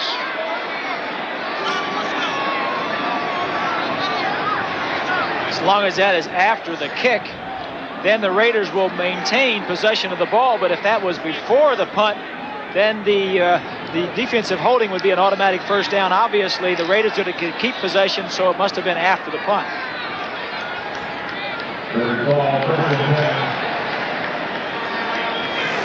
And a look at the Raider defensive unit. Number 87, receiving team, post-possession foul, first down. And that is Trey Junkin, a backup tight end, called on what has been labeled the post-possession foul. I believe that's Earl Leggett, the defensive line coach. Lyle Alzado over there talking to his buddies, trying to fire him up. Mark Wilson is all right. He is in there. Ball spotted on the 22 after the penalty. As the Raiders take over at their 22-yard line. Play action. Wilson throwing on first down. And it was nearly picked off on the deflection by Mike Hart through the hands of Dokie Williams. Marv, you can tell the confidence building in Mark Wilson. And the way I could see it, he would, after he had the play fake, he was sitting back there and he was bouncing on his toes. He was not rushing it. He was very confident, waiting for his receiver to come open, and threw a good ball. And it was an area where you didn't have a lot of room to fit it in there, but it was a good throw, and you could just tell the confidence building in Mark Wilson. Wilson went 0 for his first 5, then hit 5 in a row. The first incompletion should have been a touchdown pass. Jesse Hester dropping it in the end zone. Second down play. Marcus Allen. Fancy footwork out to the 28. Tom Jackson, the inspirational leader of the Denver Broncos, making the tackle. 2 minutes left in this first half, and we'll take a timeout. In a recent independent test, new car shoppers compared Renault Alliance to Toyota Corolla. In riding comfort, Renault won. Driving ease, Renault won. In styling, comfort, and convenience, Renault won. In fact, Renault won over Toyota in 29 out of 30 categories. Renault Alliance, with 550 Plus, America's best small car protection. The one to watch, the one to watch, the one to watch. Renault. Sinus congestion. I can breathe again. Ah, the sweet smell of success. Get it with 12-hour Nostrella and Nostril with the one-way spray pump. It delivers a measured dose of penetrating mist every time. Squeeze sprays don't. You can't buy more effective sinus medicine. Ah, the sweet smell of success. Only 12-hour Nostrella and Nostril regular or mild have the one-way pump. It's the most advanced relief you can give your nose. Success. Here at Hewlett-Packard, we believe that the best way to solve your business computing problem is to make it our problem. Because we know that whatever system we design for your company, we're going to live with it too. We never stop asking, what if? Wait a minute. They have this incredible backlog of data requests. You're right. What if we used the 3000 HBS? The NFL plays here when the Browns battle the Giants. Before your team takes the field, our team hits the air. NFL 85. Well, there's an official huddle. What's going on? I've never seen that happen before.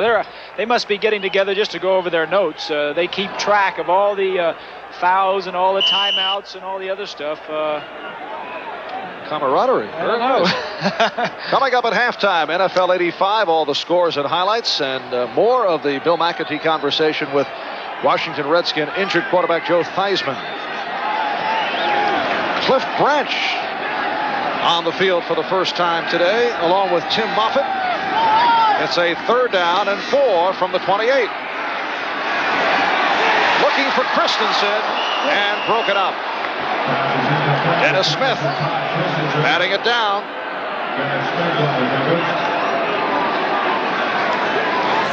Here you see Christensen and Smith, the battle that we thought would go on all day. Now the wide receiver comes inside. Christensen makes a little look to the outside, but he didn't have time. I think he was going to try to do the same thing he scored on, but when he got jammed at the line of scrimmage, as he throws his hands up, he says, I should have had it if he just threw it out there far enough. Ray Guy, one of the NFL's great ones.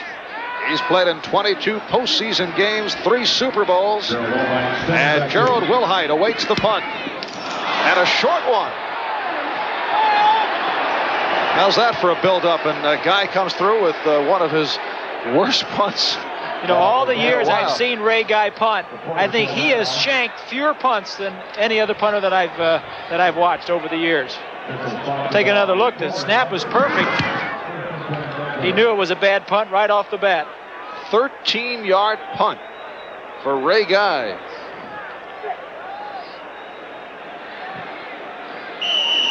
And this is a man who today went over 46,000 career yards, only the 6th punter in NFL history to do that. And he didn't do it with that type of punt. So the Broncos, 1st down from the Raider 41. Elway goes sideline for Watson. Run out by Lester Hayes.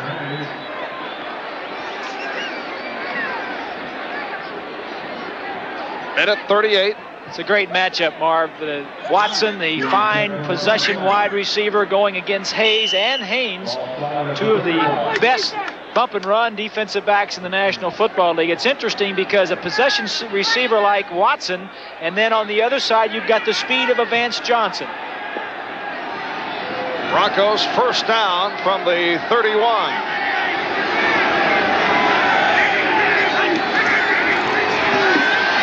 Elway rolling to his left and throwing. Vance Johnson with a spectacular catch. Otis McKinney on the coverage. Vance Johnson, with his speed, Marv, just releases to the inside and then goes back to the outside. Now Watson doesn't have the speed to do that, but Johnson, with his quick release, could get away with it. 25-yard pickup and a 1st and goal. Elway throws it away. Like to correct a mistake that Bob made earlier. Mentioning that Ray Guy had 46,000 yards in career punting. How could you 46,000 yards? Who said that, Marv? Al Casal, who was always on the case, mentioned it was 4,000 yards. Yeah, to correct the error that you made. Yes, our crack staff doing wonders here. It'll be a 2nd and goal from the 6. A minute 6 remaining. First half, we're tied at 14.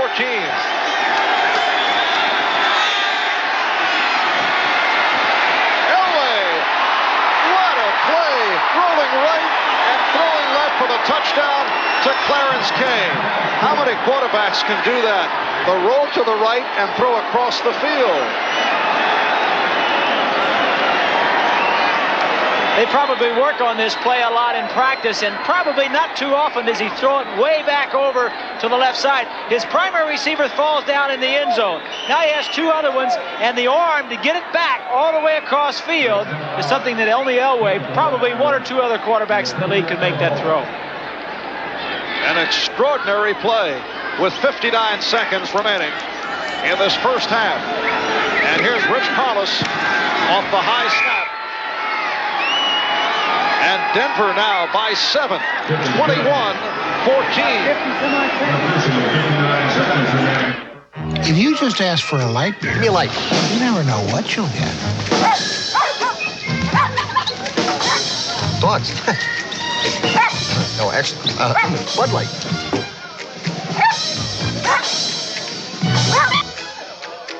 So if you want the less filling light beer with the first name and taste, ask for Bud Light. Yours? No. Because everything else... Give me a light. Showtime! ...is just a light. Academy Award winner George C. Scott is the man who dreamed of conquering the world. Ready to kill, if that is required. Or to die. He made a pact with the devil himself, and it destroyed everything he loved. Is he dead? No! Give her up. People magazine says George C. Scott is impressive and imposing. No one can stop it now. Tonight, Mussolini, the untold story. Go back and take another look at this touchdown.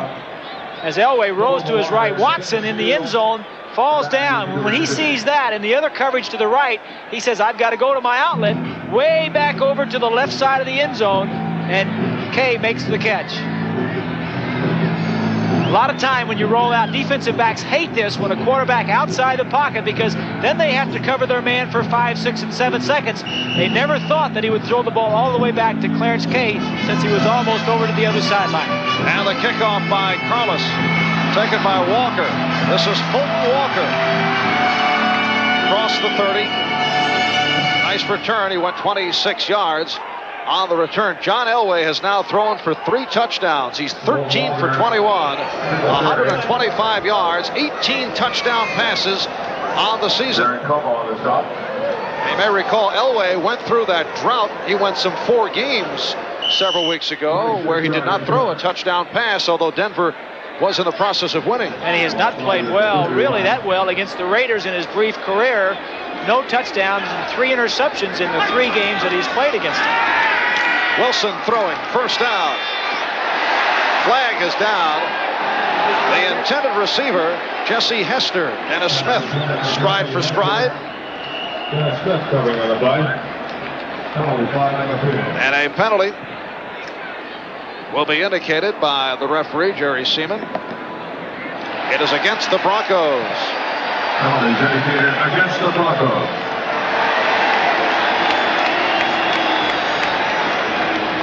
We are down to 46 seconds left in the half. Here's the call. Illegal contact, number 31, defense, first down. That's the quarterback, Mike Harden. Mike Harden having a good year as the only defensive back. Now you can jam him for 5 yards. I don't see anything there, so it must have been earlier. The official had to wait to see that the ball was thrown. And once it was thrown, he said you cannot jam him further downfield than 5 yards. First down for the 36. Wilson with the time. And almost intercepted by Dennis Smith. He had a better shot than the intended receiver, Jesse Hester. Dennis Smith coming off a tremendous game last week against San Diego. Blocked 2 field goals, 1 leading to that overtime win. Also knocked down 3 passes. Played his college ball at University of Southern California. Reeves says that he is really the best athlete in the secondary and maybe one of the best athletes on the team. He was injured a little bit earlier this year, and they really need him back in that lineup, and he's playing very well.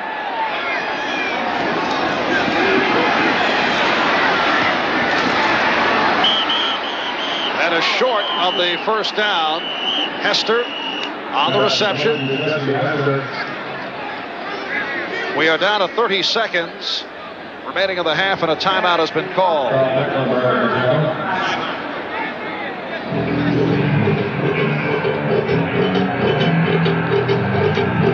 And there is the timeout situation. Raiders with 2 remaining. Broncos with 1. Denver leading it by the score of 21-14. 3 touchdown passes thrown by John Elway, a 16-yarder to Steve Watson. That 9-yard shovel to Wilhite. And then he was able to pull off that roll to the right and the throw to the deep left and hit the tight end Clarence Kay. The Raiders scoring a 61-yard run by Marcus Allen, and then Wilson combining with Christensen on a 17-yard pass play. And coming up at halftime, scores and highlights with Bob and Bob and Ahmad. It's easy for you to say, Marv. And Joe Theismann. You know, I had a similar injury to what Joe had, Marv, back. I had a dislocated ankle, hit pretty much the same way. And when I saw that, I didn't want to see it again. It was a gruesome thing, and it was very, very difficult to accept. Wasn't that the year the Dolphins went unbeaten? That's exactly right. And this one is picked off. Mike Harden. So Harden with his 3rd interception of the season. Marv, you may have heard me mention a little bit earlier how Wilson looks at his receiver. He looks at him and just stays with him. The defensive backs see Wilson where he's looking. You can't look that long at the primary receiver. You got to be an actor back there. If you're going to throw to the back coming out of the backfield, you got to look to the tight end the other direction. But when he looks at the man all the way, you see 31 Harden just steps right in front of him. You got to be an actor. You got to look right if you're going to throw left. 22 seconds left, first half. Denver takes over at the Raider 34, looking to put some more points on the board. Lots of time. Now here's Piquel. And Elway able to complete. James Wright, the tight end, came back for it, then was bumped out by Rod Martin. And Elway used up a lot of time, looking to get into field goal range, but now only 10 seconds left in the half.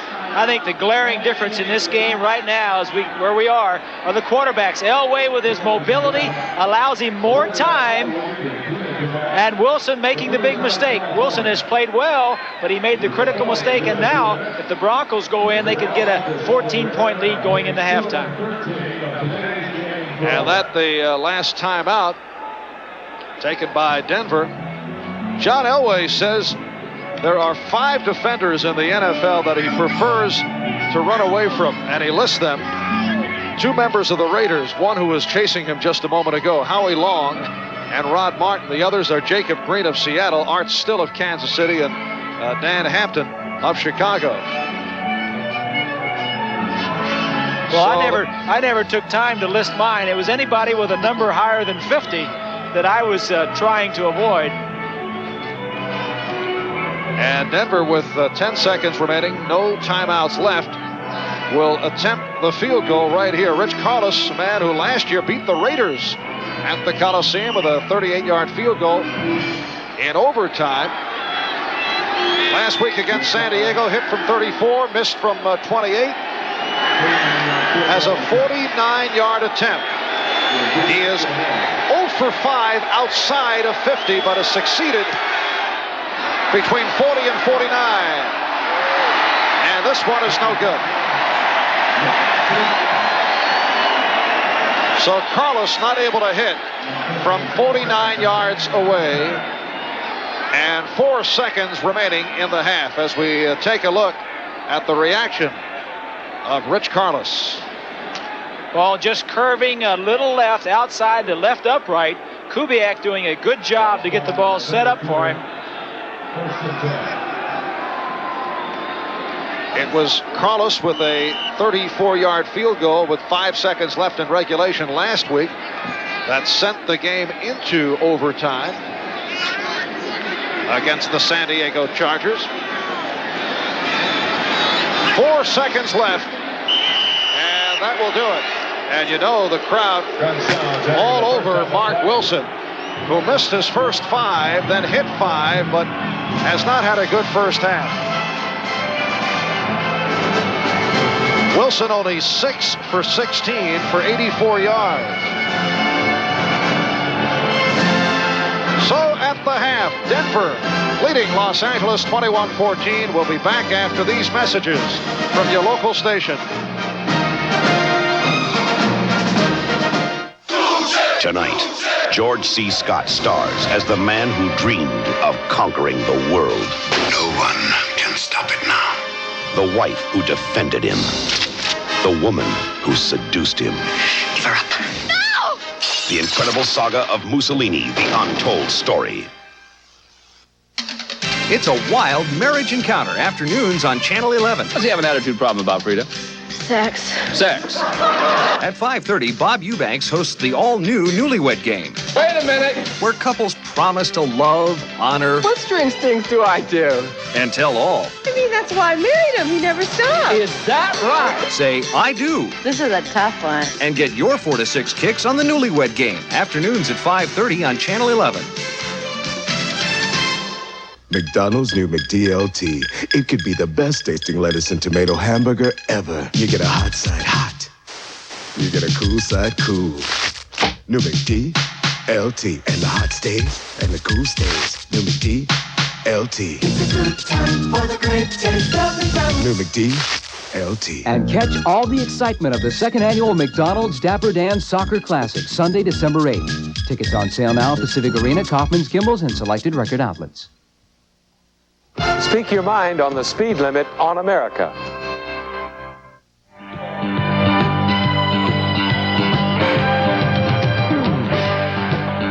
Hi again, everybody. Bob Costas back at halftime, and in the game you're watching, the Broncos, who twice beat the Raiders by 3 points last year, lead them at the Coliseum 21-14 at the half. John Elway with 3 touchdown passes for Denver. Marcus Allen a big first half, including a 61-yard scoring run. The Raiders begin the day a game back of Denver in the AFC West. The Giants and the Cardinals in St. Louis have gone to the third quarter. Phil Simms has a 31-yard touchdown pass to Lionel Manuel, and it's 10-3 in favor of the Giants.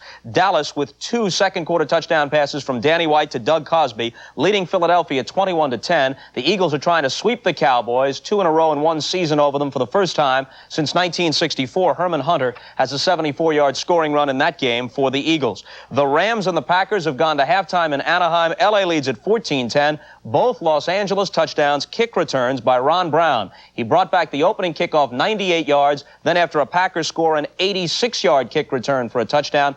That ties him with the Eagles' Timmy Brown and Travis Williams, who did it for the Green Bay Packers with 2 kick returns in a single game for touchdowns. Kansas City has lost 7 in a row, but they're leading at home 17-0 at the half against the Indianapolis Colts. Earlier today, the Jets took undisputed possession of first place in the AFC East. They're now 9-3, a game in front of the Patriots and the Dolphins. They ended New England's 6-game winning streak by winning in overtime 16-13. Freeman McNeil did not play much for the Jets. Their big play offensively in regulation, 88-yard touchdown pass from Ken O'Brien to Wesley Walker. In the first half, Steve Grogan sprained his left knee. He departed. Tony Eason quarterbacked the Patriots the rest of the way. The Jets led 13-3. The Pats scored 10 times in the fourth quarter to close the game up at 13-13 and force overtime, and then this proved to be the winning play.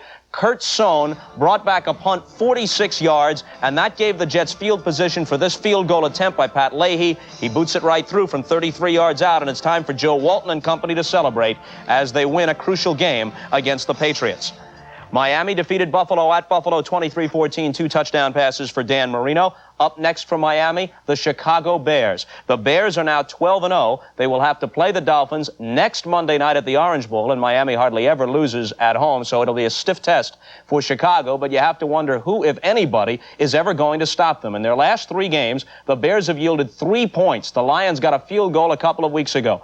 Now they put together back-to-back shutouts, 44-0 at Dallas, 36-0 at home today against the Atlanta Falcons. Refrigerator Perry had his 3rd touchdown of the year, diving over from a yard out. And Walter Payton had better than 100 yards for the 7th consecutive game. That ties the record. He now shares it with O.J. Simpson and Earl Campbell, and Payton's performance included this 40-yard scoring run in the second quarter. 12-0 for the Chicago Bears. most definitely the monsters of the Midway at this point. 36-0 the final today. Washington defeats Pittsburgh 30-23. Ken Jenkins brought back the opening kick of the game, 95 yards, not for a touchdown, but to the 3 for Washington. George Rogers took it over from there. Washington comes out on top by 7, and Pittsburgh's record is now 6-6. They're tied for first place in the AFC Central with the Browns, who with Gary Danielson at quarterback defeated Cincinnati today 24-6. Houston rallies and defeats San Diego in a remarkable game, 37-35. Wes Chandler caught an 11-yard scoring pass on a 4th down play from Dan Fouts with less than a minute to go, and it appeared that San Diego had won it on that one. However, on 4th and 15, Oliver Luck came back. He hit Tim Smith down to about the 33-yard line, and that set up this Tony Zendejas field goal with 7 seconds to play. He puts it through with room to spare, and Hugh Campbell's team has the victory, 37-35. Now, Houston and Cincinnati are a game back at 5-7, and the other two clubs, the Browns and the Steelers, both at 6-6 in the AFC Central. Tampa Bay, on Donald Ikwabuki's 4th field goal of the day, beats the Lions in overtime at Tampa Bay 19-10. The Bucs are now 2-10 on the year. It was Steve Young's debut as their starting quarterback. And with Earl Campbell rushing for 160 yards, the Saints won at Minnesota 30-23. That wraps up the scoreboard. Now, this special report from NBC News.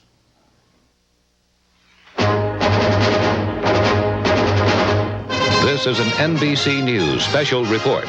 Here is John Palmer in New York. Good afternoon. The hijacking of that Egyptian airliner is now over. Egyptian commandos have stormed the plane as it sat on the tarmac at an airport on the island of Malta in the Mediterranean, and there have been casualties, perhaps lots of them. A government spokesman there in Malta says as many as 50 passengers may have been killed during that assault. NBC News correspondent Stephen Frazier describes what happened. 3 hours after darkness fell here in Malta, we could see a flash of light from the area of the airport where the Egypt airplane was parked. And we could hear a muffled explosion and then the sound of automatic weapons fire. Security forces were attacking the plane. The area which had been blacked out was suddenly floodlit, and ambulances approached the plane in a steady stream. The rescue vehicles crisscrossing the airport, the sound of sirens coming from every direction. Those who could see the attack say the casualties are bound to be high. They said that they saw a flash coming from the center of the plane, and then flame and smoke spread from the plane, so that it was difficult to tell what was happening. This is Stephen Frazier, NBC News, Lua, Malta. No Americans were aboard the plane at the time of the commando assault, but earlier an American woman was believed to have been killed by the terrorists aboard the plane. The State Department says United States help had been offered to Cairo, but in the end they say it was strictly an Egyptian operation. Not clear yet who the 4 hijackers were. Complete details later on this NBC station. I'm John Palmer, NBC News, New York.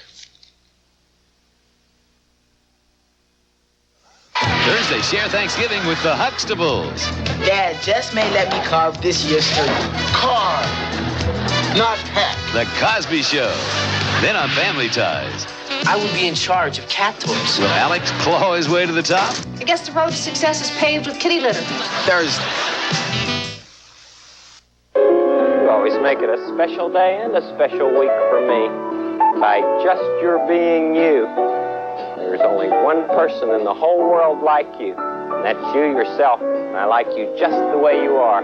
For more than 30 years, Fred Rogers has helped millions of children to understand themselves and to accept themselves for who they are. What could be a greater performance? Goodbye. Pittsburgh National. We're a bank that believes in performance. The price is right. Tomorrow on Channel 11.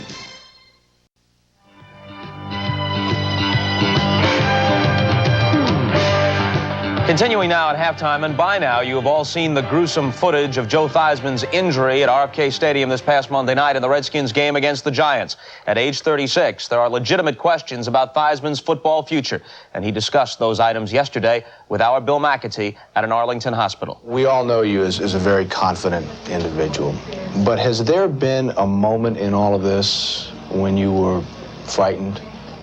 The moment that I was the most scared was when I was lying on the field, and I didn't want anybody to touch my leg. I just wanted to try and gain some type of composure to myself, because the pain was excruciating. And all of a sudden, the adrenaline and anything else in the body, any body chemistries that do take over in a moment like that sort of took over, and I was still tense, and I was trying to hold my leg up, and I just said to Charlie, don't touch my leg. I know it's broken. Don't touch it. Don't do anything. And I just asked him, I said, did it come through the skin? I did not want to have the bone, because, you know, you just see things like the bone coming out of somebody. I did not want that to happen. Have you been able to watch the tape? Once. I didn't, you know, I'm a very lucky man in so much that I've got somebody that cares about me more than probably herself, and that's Kathy Lee Crosby. She wouldn't let me watch it. She said, you don't want to see it. I said, no, I want to see it. So Thursday night, she said, all right, you want to see it? Go ahead. So I put it on, and I saw it, and as soon as I saw it, I turned the set off just like that. I said, I don't want to see it anymore. Frightening. Yes, it's scary. I happen to think that severity of that instantaneous moment right there of what can actually happen in an arena, in a game, I think it sort of it shocked me when I saw it again, and I've had people come up and say they really, it set them back. It almost made them sick, because it was such an, you know, the body just isn't made to go that way. You know, they don't put joints that go that way down there, and that was all I needed to say. I don't want to see it anymore. I don't even see pictures of it. This has obviously been an extraordinarily tough year for you. That could be an understatement. Are you bitter at all toward the fans who didn't stand by you, or, if you believe what you read, some of your teammates? Oh, first of all, I don't read a lot of the stuff that people say they said. I have to be my own judge as to how I'm playing. Am I mad at the fans? No. I think what they see, I'm as mad as they are. I did not play good football. It was the most tiring, the most frustrating, the most difficult year I have ever spent in football. And it bothered me as much as it bothered the fans. I have no ill feelings towards them. What they were doing was expressing the same feelings that I had inside of me. Only difference was I wasn't going to get up and boo myself. I figured enough people were out there doing it. I didn't have to contribute. Excuse me. We saw the public Joe Theismann in the press conference on Friday expressing nothing but optimism about returning to the National Football League. But in your private moments, when you're alone with your thoughts, what are the questions you ask yourself about coming back from this? Do I want to? Is this somebody's way of saying maybe it's time to look at the future? Is it time to start a new chapter in a book of our lives? I can only answer the questions that came up to me that right now I want to play. And I'll make assessments as we go. I want to play football. I want to come back. I'm looking forward to competing for my job. You know, now someone else has what I want. That brings up an interesting point. You said on Friday that you expect to come back and compete for your job. Does that mean that you think you'll come in as a number 2 quarterback? I think you put the number on it. I don't. I never win it. Will you have to win the job back? Will you have to win it back? I think I have to win it every year. You know, I have one positive thing to look at. I felt like I was playing some pretty good football before I got hurt. I finally put in a good quarter of work. I mean, let's face it, it hasn't been a brightest year. No. But I think what you can do is look at the quarter and say, 7 for 10, ran a couple times, threw the touchdown pass, was reading the defense pretty good, moving the football pretty well. What the heck? Why not pick up where I left off? Bill, you found him in pretty good spirits. Yeah, he was. He was really up. And it's interesting, a lot of guys, for all of Joe's faults, and he loves to talk, but a lot of guys wouldn't hang in there and answer those questions. They'd say, hey, I'm hurt, and that's enough, and I don't have to examine my career with a guy like you. But he hung in there very well. Now, how can you say it's a fault when a guy loves to talk? Well, for Joe, I think you take it to the extreme sometimes. What about the surgery itself? 2 different operations this week. Well, Dr. Jackson said the key in an event like this is to have the bone come together cleanly, and that happened. And so that's the first very optimistic sign. And as you can see, Theismann's a pretty optimistic guy. Bill, thanks very much. NFL 85 halftime activities will continue in just a moment. Stay with us.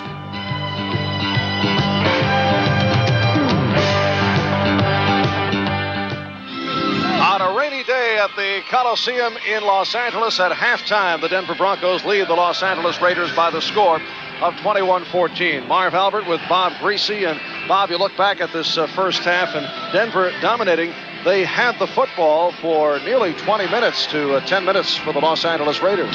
Well, I think they have had a very good game plan offensively, and that is, try and run the football. They've gotten their touchdowns by throwing it, but I think it's because they've established some kind of a running game. All right, and Denver got it going as John Elway connected on his first of 3 touchdown passes in the first quarter. Let's take a look at it as he connects with Steve Watson. Well, here's what they did, Marv. Watson came in motion across the line of scrimmage, and while he was doing that, these two receivers came in and broke to the outside.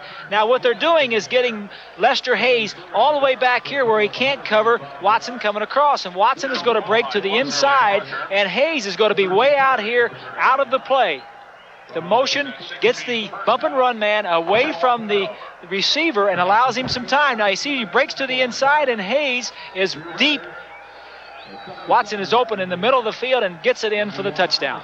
That made it 7-0. A 61-yard run by Marcus Allen tied it at 7. Elway to Will Height on the shovel made it 14-7. Now here's Mark Wilson coming back as he combines with the tight end, number 46, Todd Christensen. What he did here was he broke to the outside, and 45 Wilson is going to try and come up and make the interception and then go up and make the touchdown. It's a good play, a well-designed play. You got an isolate right here. Goes down, breaks to the outside, and Wilson sees it, and then Christensen breaks it up, and it's a well-designed play, and it was a good timing play. And on that play, Mark Wilson looked away from Christensen. He looked to his right and then threw to his left, something he needs to do more of. And then Elway gave the Broncos the lead with that gorgeous play as he rolled right and then threw far to the left to connect with the tight end Clarence Kay. I think that is one of the keys to the first half, is that he's been able to move around in the pocket and give his receivers more time to work. And I think if I were the defensive coordinator of the Raiders, I would want to say, let's contain him more in the second half and not let him get outside the pocket. He's hurt him. And the second half underway as the kickoff by Barr carries out of bounds, so they will do it again as we check out the first half statistics. You see the turnovers, 2-1. The Raiders only 6 first downs. Time of possession is big for the Broncos, and 6 of 16 for Mark Wilson. First half, I think, has been pretty inconsistent. That's about the way he came into the game. There were some spurts where he played very well, but then the other times, not so well.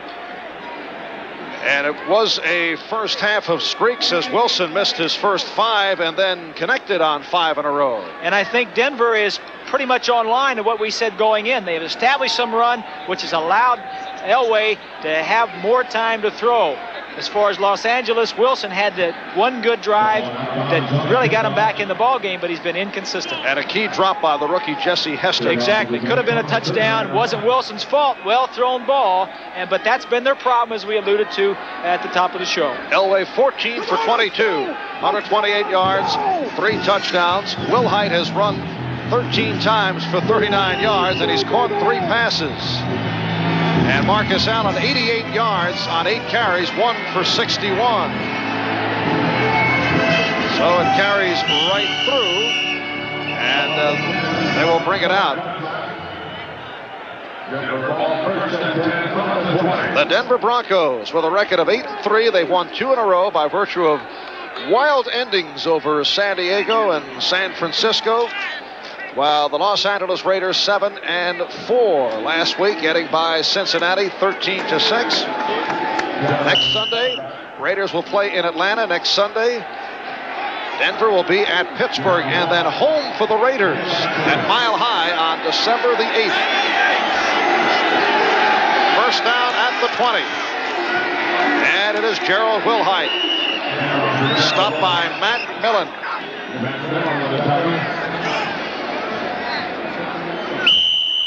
There you see, or you probably didn't see, there was a huddle there between Dan Reeves and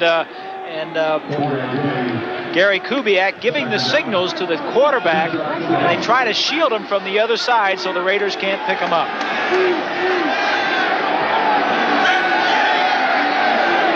Second down and 7.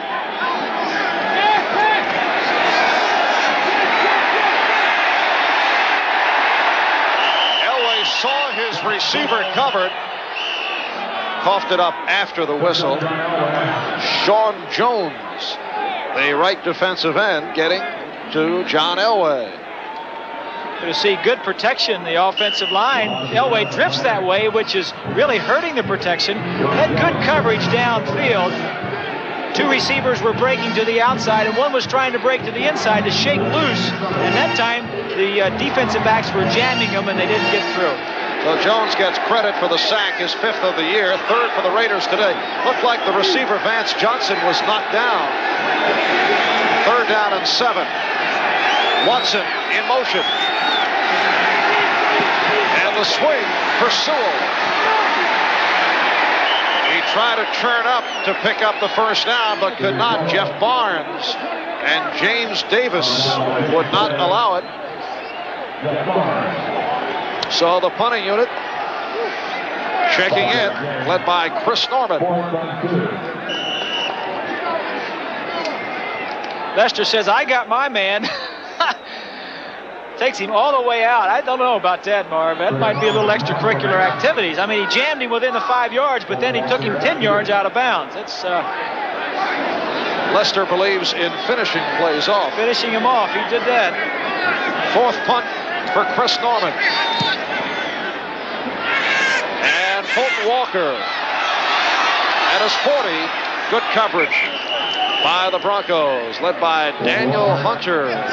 First-year man from Henderson State, 35-yard punt and a 6-yard return. And here's Mark Wilson. And the Raider offense back on. Bruce Davis, Henry Lawrence at the tackles, Charlie Hanna, Mickey Marvin at the guards, Don Mosbaum at center. Dopey Williams to the right. Running backs, Marcus Allen, Frank Hawkins. And here's Allen. Good block by Hawkins. Carl Mecklenburg on the tackle of Marcus Allen. What a durable back this man is right here, Marv. I'll tell you, he always gets the ball. He carries it so much. As we take a look at Joel Collier in the orange cap, the defensive coordinator, the man who has been around for a long time, and as Dan Fouts said last week, he says week in and week out, every time I play the Broncos, they are always the best coached defense that I play against. 2nd down and 5. And Allen short of the 1st down. The free safety, Steve Foley, on the stop. Aside from Marcus Allen, Frank Hawkins has carried the ball only 1 time. That occurred last week against Cincinnati, where Kenny King carried it once for 6 yards. Here you see the brass of the Raiders calling the offensive plays. Mark Wilson gets them directly from Tom Flores. Flores calling the offensive plays, and Joel Collier calling the defensive plays for the Broncos. It's a matchup of wits. And talking with Flores, he says Wilson actually likes this system a little bit better than calling them himself. 3rd down and 4. Raiders have the extra receiver, Tim Moffitt, now on the field. In motion is Dopey Williams. And here's Wilson picking up the 1st down.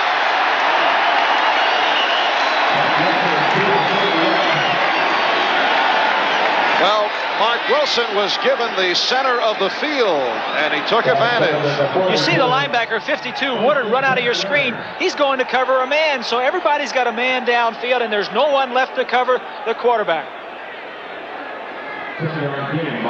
Take a look at the line play. Mecklenburg, 77, gets upfield. He and Jones are too far upfield, and Wilson says, I'm going north, and see you later. Picked up 10. Allen led by Hawkins. Allen breaks the tackle. Steve Foley could not contain him. And the Raiders now deep in Denver territory. What a great, great player this man is. I alluded to it a little early. Very durable. The Raiders lean on him. He has got to be one of the best running backs in the game, not only for his running ability, he can throw the football, and a great receiver coming out of the backfield. In fact, coming into this year, he had caught 4 more passes in 26 of the 41 games that he played in. Great receiver, great talent. 28-yard run, puts him over 100 on the day, as you saw. And they go right back to him. Steve Busick on the stop. You know, Marv, one of the problems of having such a good back as Allen in the backfield, you have a tendency to go to him too often. You don't want to go to him too much, but by the same token, you want to get him the ball so he can do some things with it.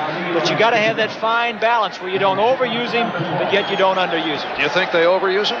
I think they're overusing him. They're depending on him too much. They need to spread the load, but the wide receivers have really let him down. They're just too young and they haven't come through yet. Picked up 2, second down and 8, down at the 12. And the swing, it's Hawkins.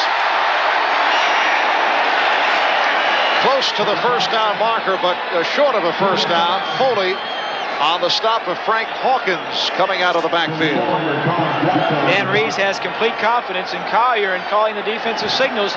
He just handles the offense, does Reeves, as you see. Wilson looking downfield and then comes off to a secondary receiver. That's the way to do it. Look downfield, and if nothing's open, then drop it off. You read deep to short. You look downfield first, and then you come back to your shorter receivers. Third down and 1. Raiders go double tight end. Andy Parker has come on.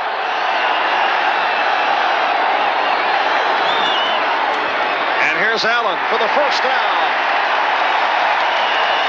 Inside the 5. It'll be a first and goal at the 3. Busick on the stop of Marcus Allen.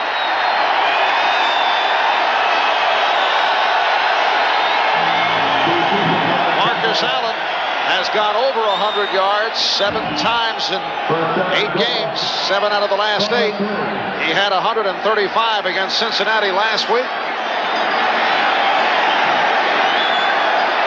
And right now the Raiders first and goal from the 3. Play action with time. Has a man open, touchdown. It's Trey Junkin.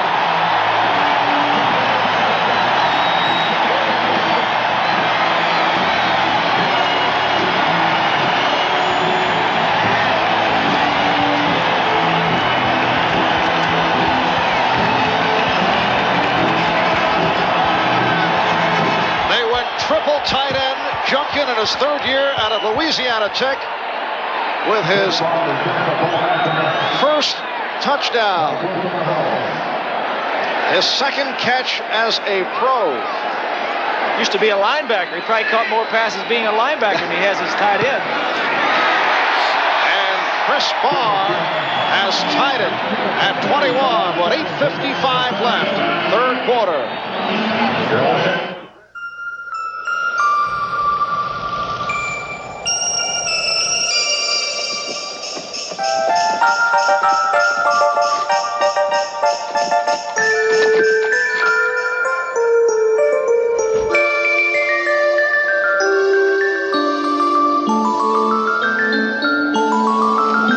This holiday season, share the magic of Andre, America's best-loved champagne. The way some people tell it, now that quotas are off the imports, they're going to drive the American car companies into the ground, put us out of business. Well, I'm happy to say the fastest-growing car and truck company in America is American. And I'm even happier to say it's us, Chrysler. The reason? Product. You live or die by it, and we're very much alive. Thanks to you, we're growing faster than anybody else. You responded to front-wheel drive, to convertibles, to turbocharged sports cars. And to an idea the other guys may never catch up to, minivans that are really family wagons.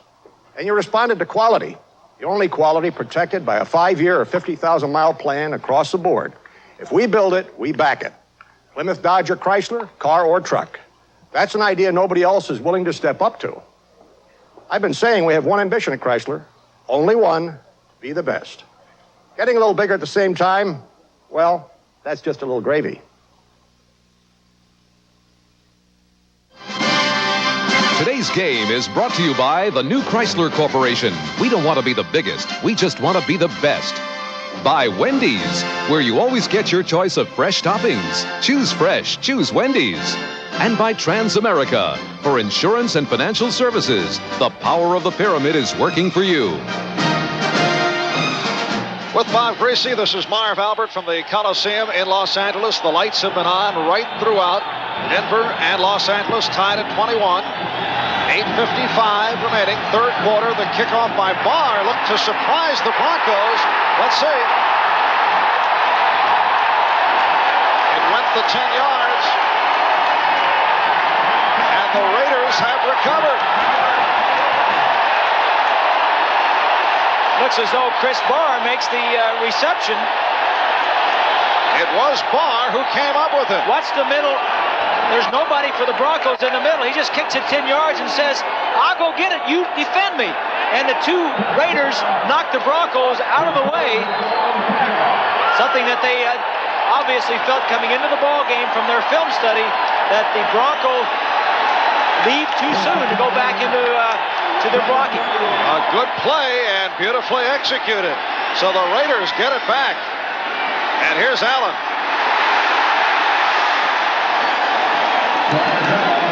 Short pickup. Steve Foley, the free safety, banking Allen at midfield.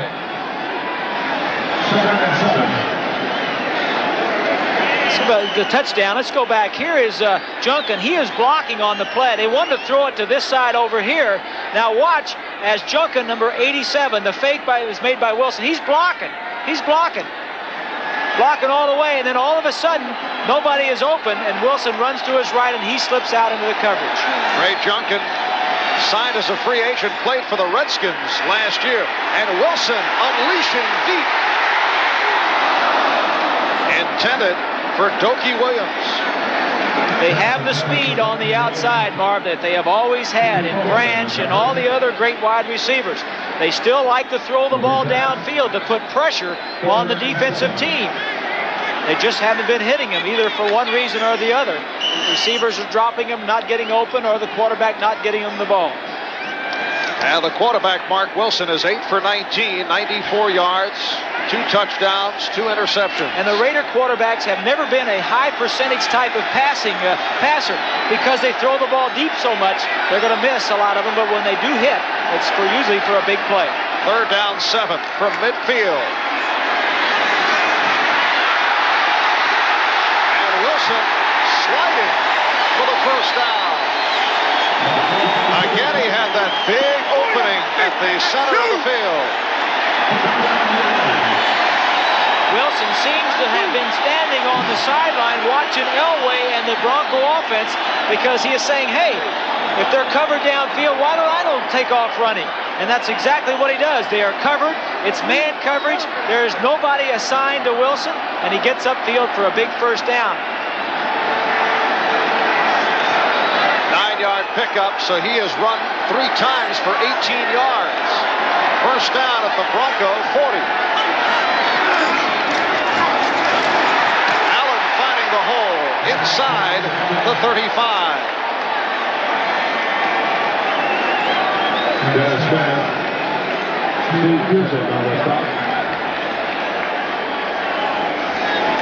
And check out this comparison. Marcus Allen has been a one-man gang. And he has had 2 impressive runs today. Earlier this third quarter for 28. In the first quarter, the 61-yard touchdown. 133 yards for Allen, all told today. And Wilson goes deep. Smith covering the rookie from Florida State, Jesse Hester.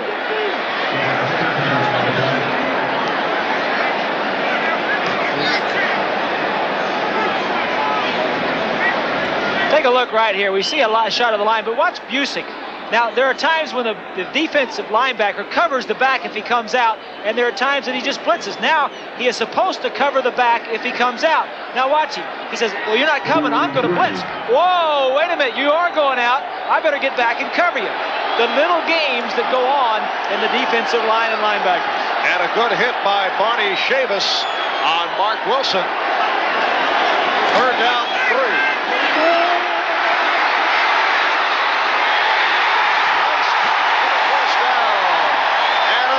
It's Allen coming out of the backfield, a 19-yard pass play. Mike Hart, the right corner, on the stop, and the Raiders are hot. You're seeing an Elway style of offense in black uniforms. Wilson dropping back and getting outside the pocket because of the pressure from Woodard. Throws the ball to Allen. Harden says, I thought I had him covered pretty well, but I can't cover him for 5 or 6 seconds. Wilson getting outside the pocket and making some plays. That was not by design, that was by necessity. First down for the Raiders at the Denver 14, tied at 21. And this time Allen is stopped. Tom Jackson, the outside linebacker, and Rulon Jones, the defensive right end, combining. See Joe Collier looking into his defensive book. Now, what do they like to go to on 2nd and 9 or 10 yards inside the 15-yard line? It's all in that book. He's got it programmed what the Raiders like to call in this situation, and he'll signal his defense accordingly. On the other side of the field, Tom Flores, calling the plays, knows what the Broncos like to do in this situation, and he'll call a play that he likes against that defense. Hawkins and Allen are the setbacks. He has Hawkins on a swing to the 15-yard line. Picked up a yard, that was it. Check of the scoreboard. The Giants in front of St. Louis now 20-3. Phil Simms throwing a second touchdown pass, and Dallas and the Giants keeping pace, both coming in at 7 up and 4 down. The Rams playing at Anaheim today down the freeway. Lead Green Bay 21-17. Kansas City over Indianapolis in the third quarter. Raiders 4 for 4 third down situations in the second half. And Wilson pegs it. Christensen close to the marker. Mecklenburg on the stop. And you saw Wilson indicate just short. Let's see. Take a look. Smith, man-to-man coverage. Christensen set up like he was blocking initially to try and get Smith attention away from him. You watch Mecklenburg, 77, dropping back in the coverage. It's zone coverage. He's helping out anybody he can. The impressive thing, Marv, if you saw Wilson drop back, that time he looked to his left to look off the defensive backs and then through to his right and Christensen. He knew where he wanted to go. He was just decoying until he was ready to throw the football. Raiders going for it, 4th and less than a yard. And the Raiders pick up the first down. So the hurdle move. I think you have an injured Raider down there, Marv. As we take another look from ground level, kind of surprising to see Hawkins carrying the football and Allen doing the blocking.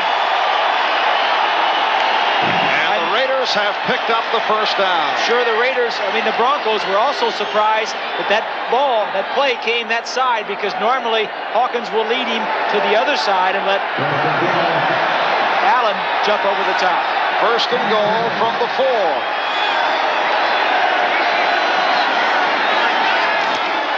It's Allen. Close to the goal line. Lewis Wright able to keep him away. We'll take a look at Allen. This is the play I thought they would run before, and I'm sure the Broncos thought so too, with Hawkins leading and Allen going across the formation. And a second and goal from the 1. Denver 21. Los Angeles Raiders 21. They line up in the I now. And the bootleg, and Wilson has it. Touchdown.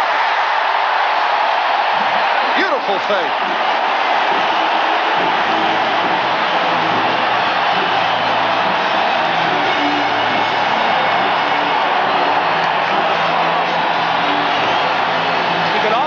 The confidence level in Mark Wilson soaring as he fakes to the right, draws all the Broncos. He has a receiver in the end zone, Parker, waiting for him, and he says, I'll just take it the land route and score the touchdown myself. And it was the squib kick by Chris Barr that Barr recovered that has led to this. And the Raiders move in front now with Barr putting it through. They lead it by the score of 28-21. We'll be right back. Mazda, Honda, Toyota. Choosing the right import can be a nightmare. Colt. Colt? But the 86 Colt is a dream. Easy to buy, and with all the quality and features you expect in Japanese cars. Colt is important for Dodge and Plymouth, built by Mitsubishi in Japan. Colt, it's all the Japanese you need to know. Herb, do you feel a draft? Now, for the power computer user who demands performance, Radio Shack introduces the Tandy 3000, the more powerful and more affordable IBM PC AT compatible. Here's the power to manage your business, utilize computer networking, or create a multi-user system. The Tandy 3000, the power to put you in command. Tandy, clearly superior. In business, for business. Only at Radio Shack Computer Centers. The cases on the People's Court are real people. They're involved in a lawsuit, and that is what brings the conflict, because each side thinks that he or she is going to win. They may say things that normally would have to be bleeped out. They're very spontaneous. Oftentimes, they get into exchanges with each other. He's a liar, she's a liar, and they go back and forth. They're just as human as anyone else. People don't like to lose. The People's Court, absolutely, undeniably real. Monday at 5, here on Channel 11. Practical jokes on Crystal Gale and Merlin Olsen. The contest winner and animal surprises. This dog just went on me. Monday. Mark Wilson in a turnaround here in the third quarter, and he has led his Los Angeles Raiders to a 28-21 lead over the Denver Broncos. 3.5 remaining in the third quarter. Denver has not had the football. They had it for that quick series, and then the touchdown to Trey Junkin, touchdown pass, then the squib kick, leading to the Wilson on the keeper, able to bring it in, tricky hop, and it will come out to the 20-yard line. Chris Barr has had himself a strong game. And here are the Broncos now from their 20. Broncos need to reestablish some momentum. Obviously, it's on the sideline with the Raiders at this point. Flag thrown. And that is the referee, Jerry Seaman, chatting with Bob Rice, the side judge. Personal foul, number 61, receiving team, half the distance to the goal line, first down, 10-yard line. It is called on Andre Townsend, the defensive lineman.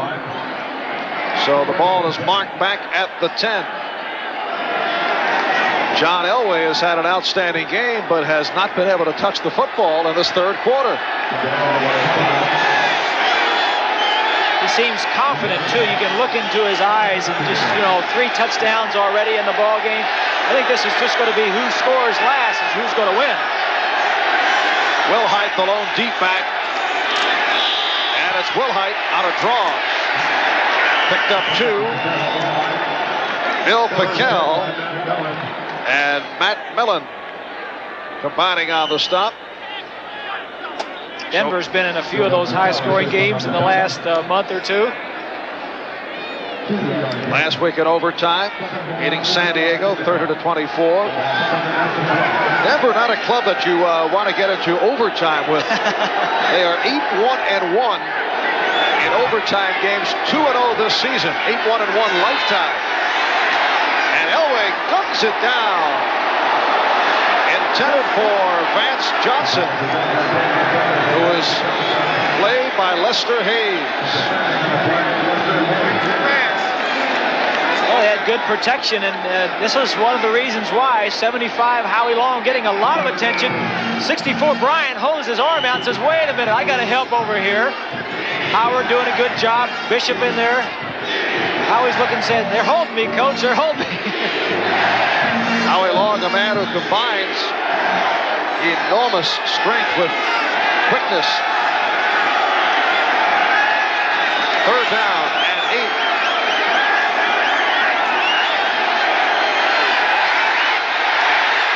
Elway took a pop. He was really rough. It was long on the hit of Elway.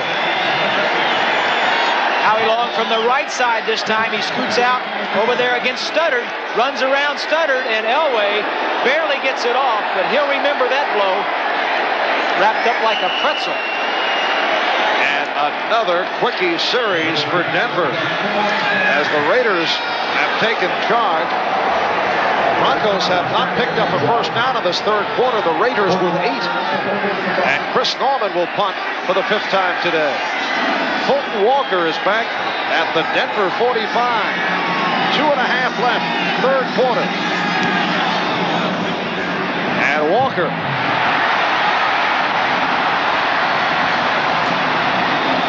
stopped at the 43 by Randy Robbins. 32-yard punt, only a 1-yard return.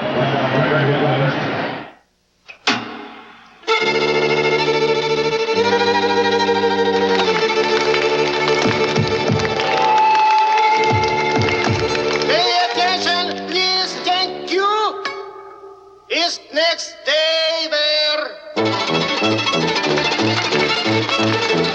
Really nice is next evening there. Very nice. Having no choice is no fun. That's why at Wendy's, every hamburger isn't dressed the same. You get your choice of fresh toppings, fresh tomatoes, fresh lettuce, fresh onions, cheese, bacon, and more. Having a choice is better than none. Is next swimwear.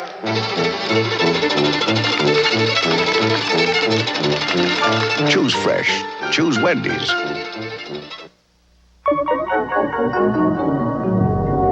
Boy, am I drained. I'm almost ready to burn out in this soft white light bulb. But if I were in the Sylvania soft white bulb, I'd last 5% longer. Why, in their 60 watt alone, I'd have 50 more shining hours. So get Sylvania's soft white light bulbs and get the most out of me. Ask for Sylvania, where the best comes to light. What's new under the backboard and above the hoop? Find out who's hot and who's not on an Al McGuire preseason basketball special on NBC. Al McGuire, a man who has many similar traits to that of Bob Greasy. I used to play basketball. Al used to fight a lot when he played basketball. In fact, was in the pros strictly as a hatchet man, as even Al will admit. But getting back to football, what about this turnaround by Mark Wilson? Well, the thing about Mark Wilson, he's been inconsistent, and he has been inconsistent in this ball game. But he is riding the crest of a strong series of 2 right now. If he can put another one together, they'll have a big lead going into the fourth quarter. Off the first down play, Allen out of the backfield, inside the 40, 2:15 remaining in the third quarter.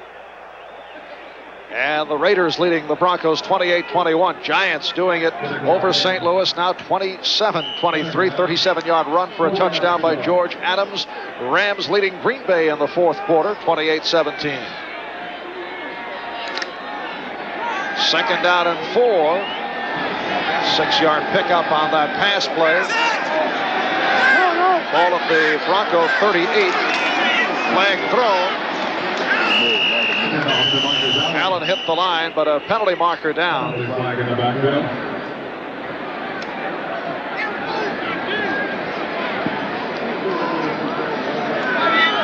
And a Raider is injured. Looks to be the right tackle, Henry Lawrence. Henry Lawrence, who made it to the Pro Bowl last year out of Florida A&M in his 12th season in the NFL.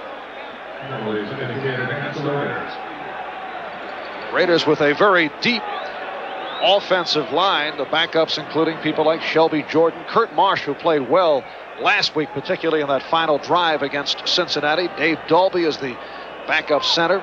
So they're in good shape. They really are. Marsh, number 1 draft choice. We'll get the call here from Jerry Seaman. Illegal motion, number 32, offense, still second down. So the motion called on Marcus Allen, and Shelby Jordan has come on, replacing Henry Lawrence. Timeout is called. We'll be back right after these messages. Fuel-injected Dodge Lancers come with optional turbochargers, and you can't expect that kind of power to stay put. It's the boys' night out, and they're cruising around. The boys' night out, and they're doing the town. They're revving up, heading out, looking for fun. Dodge Lancers. We just can't keep them in the showroom. It's time. What? It's time, John. What about my family? You know that humongous mortgage on your house? With Transamerica Life, it can be paid. It's paid? And your son's college? It's paid? It's time. Okay, I'm ready to go. No, not that time. Your premium is due. Transamerica Life Insurance. The power of the pyramid is working for you.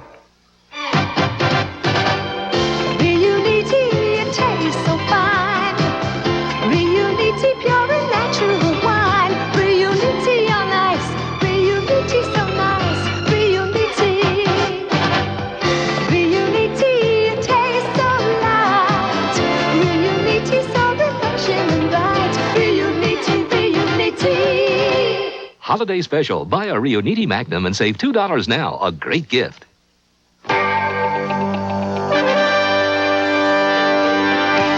America's favorite pastime returns to NBC as the nation's top rollers battle it out for Bowler of the Year honors.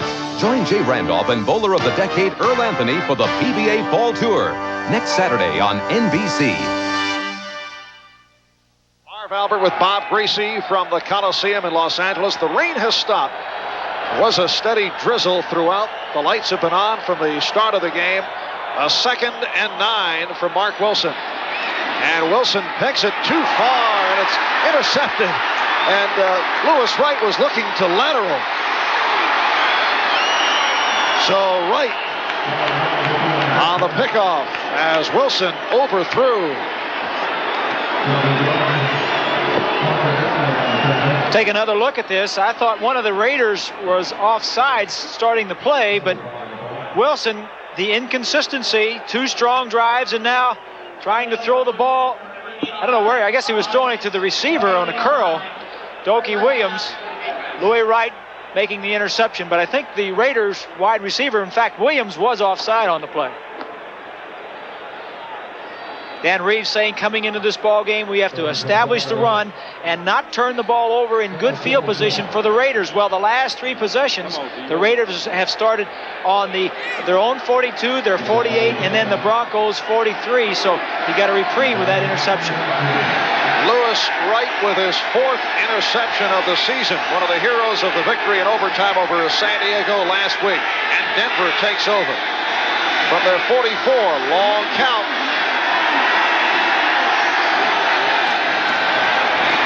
Hole for Wilhite. Reggie McKenzie on the stop. Set for an update. Let's go to NFL 85.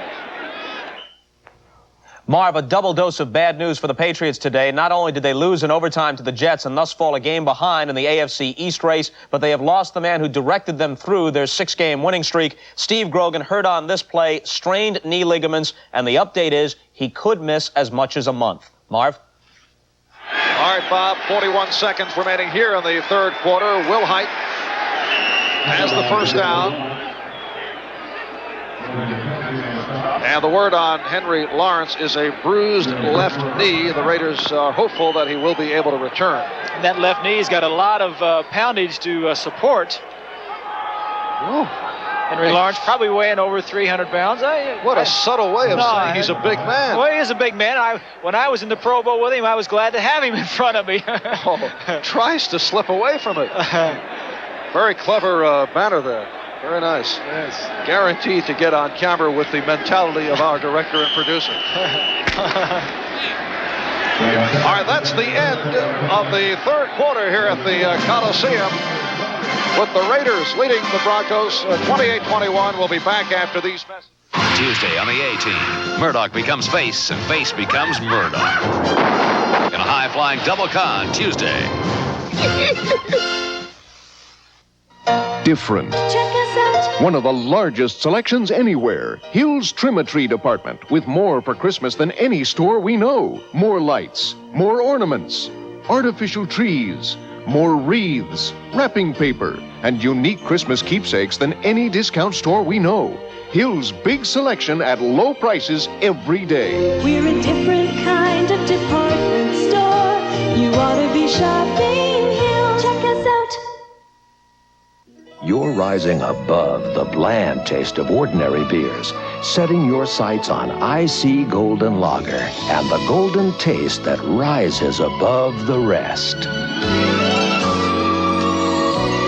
IC Golden Lager croissants slowly to bring out the aroma of imported hops and the rich taste of two-row barley. Make it golden every time. IC Golden Lager. Make it golden every time.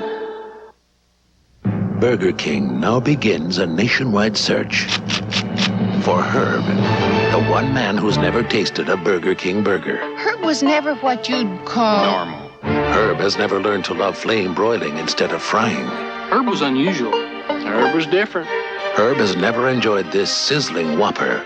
Pull yourself together. Herb, wherever you are, start asking yourself, aren't you hungry for Burger King, Herb? Wheel of Fortune. Monday at 3 on Channel 11. Raider head coach Tom Flores, quiet man but in control, 7th year head coach of the Raiders. He's coached 2 Super Bowl winners. And as Raiders lead the Broncos 28-21 as we get underway 4th quarter. 1st and 10 from the 43. Gerald Wilhite.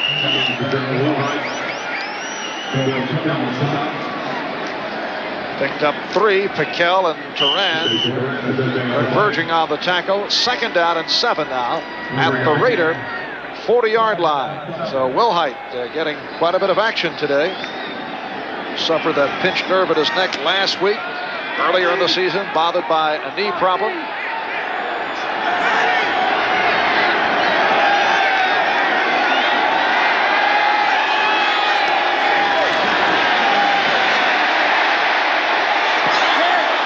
Incomplete, but a flag thrown. Intended for the tight end, Clarence Kay.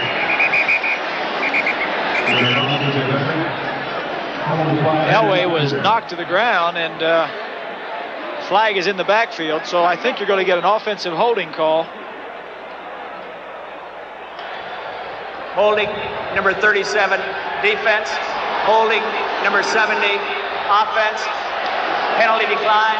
Still 2nd down. So it's Hayes of the Raiders and Studdard of the Broncos. You know, we must have had 4 or 5 penalties already on Lester Hayes and Mike Haynes, the defensive backs, that really play a lot of...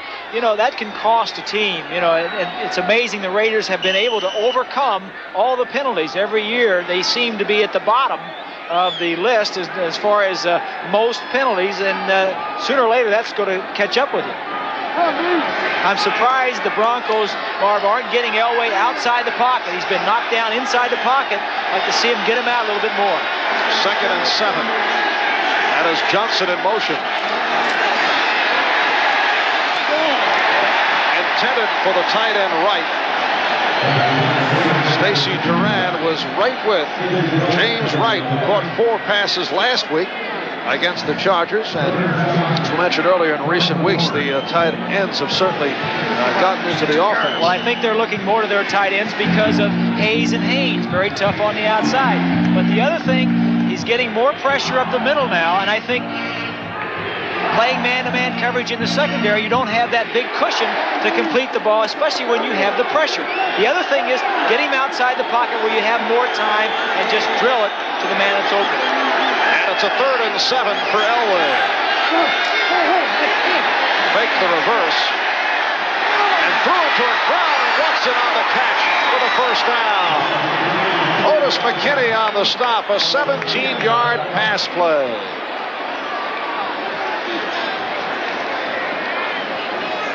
The Broncos getting him outside the pocket. More time. Fake the play. Now you get outside. Now you've got some time. Now it's not a matter of reading. It's just seeing who's open and throwing the football. He couldn't tell who he was throwing it to because there was two receivers there. But Elway is more dangerous, especially against a team with aggressive rush and aggressive coverage outside the pocket. Third catch of the day for Steve Watson. And a first down for Denver. That's Sampson peeling off. And here is Wilhite turning the corner. And bumped out at the 16. Otis McKinney pushed him out. McKinney, a starter for the injured Van McElroy, who had re-aggravated the hamstring pull last week against Cincinnati. Rod Martin complaining to the official on that side that he was being held by Clarence Kay. And the way the receiver, the running back went around that end where Martin was, I would have to agree with him because Martin normally will make that play come off the block. Denver has a 2nd and 2 inside the 15.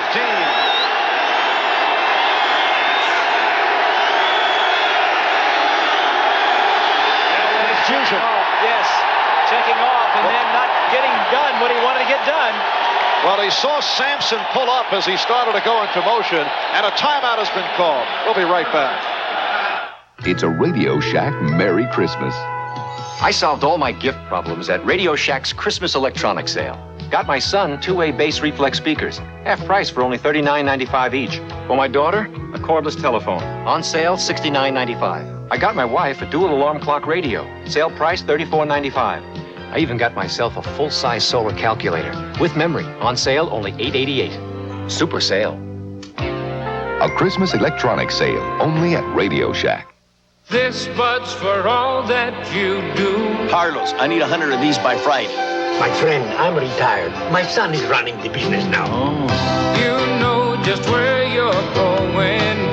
It's true, your pride is showing, cause you make America work, and this bud's for you. Here's to you, Beechwood Age, for that clean, crisp taste that says Budweiser.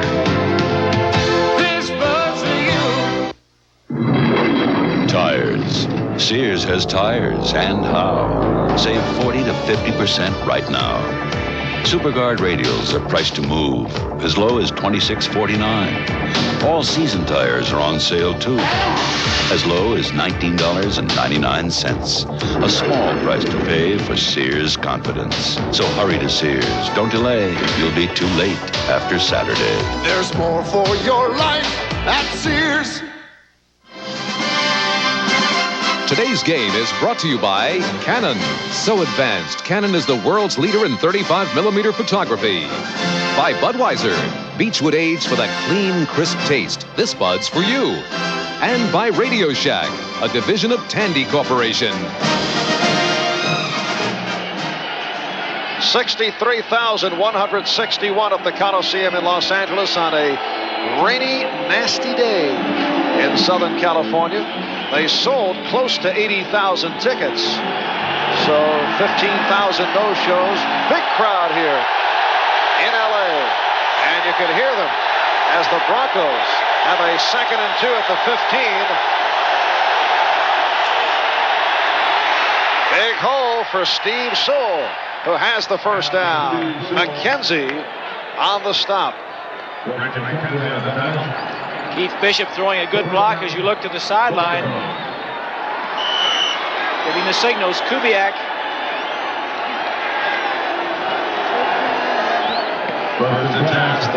Backup quarterback Gary Kubiak, who last year led Denver to an overtime victory over the Raiders last October, coming on for John Elway. First down at the 12. Raiders lead it 28-21. Elway off the roll. And threw it away. He was being chased by Piquel. He was looking again to go across the field. Penalty marker also thrown, but he did succeed down at the other end of the second quarter by hitting Clarence Kay for a touchdown as he rolled right and threw far across to his left. Bill Pickell is out of breath from chasing John Elway.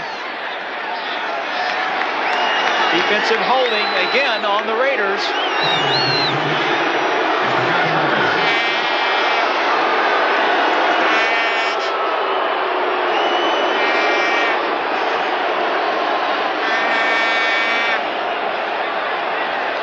Referee Jerry Seaman looking to have the ball spotted, and now here's the call. Illegal use of hands to the face, number 99, defense. It's Sean Jones, second-year man from Northeastern, who is replacing the injured Lyle Alzado. There's Jones, and 3 sacks opening day in the Raider victory over the Jets. Raiders' top draft pick last year, a second-round selection. Late substitutions for the Raiders. They think it's going to be a pass. First and goal at the 6. And it's Sewell dancing outside. And pushed back. They have gotten to the 4. Let's see where they mark it. Steve Sewell, the rookie from Oklahoma, was stacked up by Stacy Turan. Marv, the coaches on the sideline will look for certain players to substitute. Steve Sewell comes into the ball game. They probably thought that Denver was going to throw the ball because Sewell has been catching the ball rather than running it. So the Raiders substituted their pass defense players, and he had to run. But there's a lot of strategy going on in the press box. Second and goal from the 4, and it's Sewell. Sewell is in. Touchdown.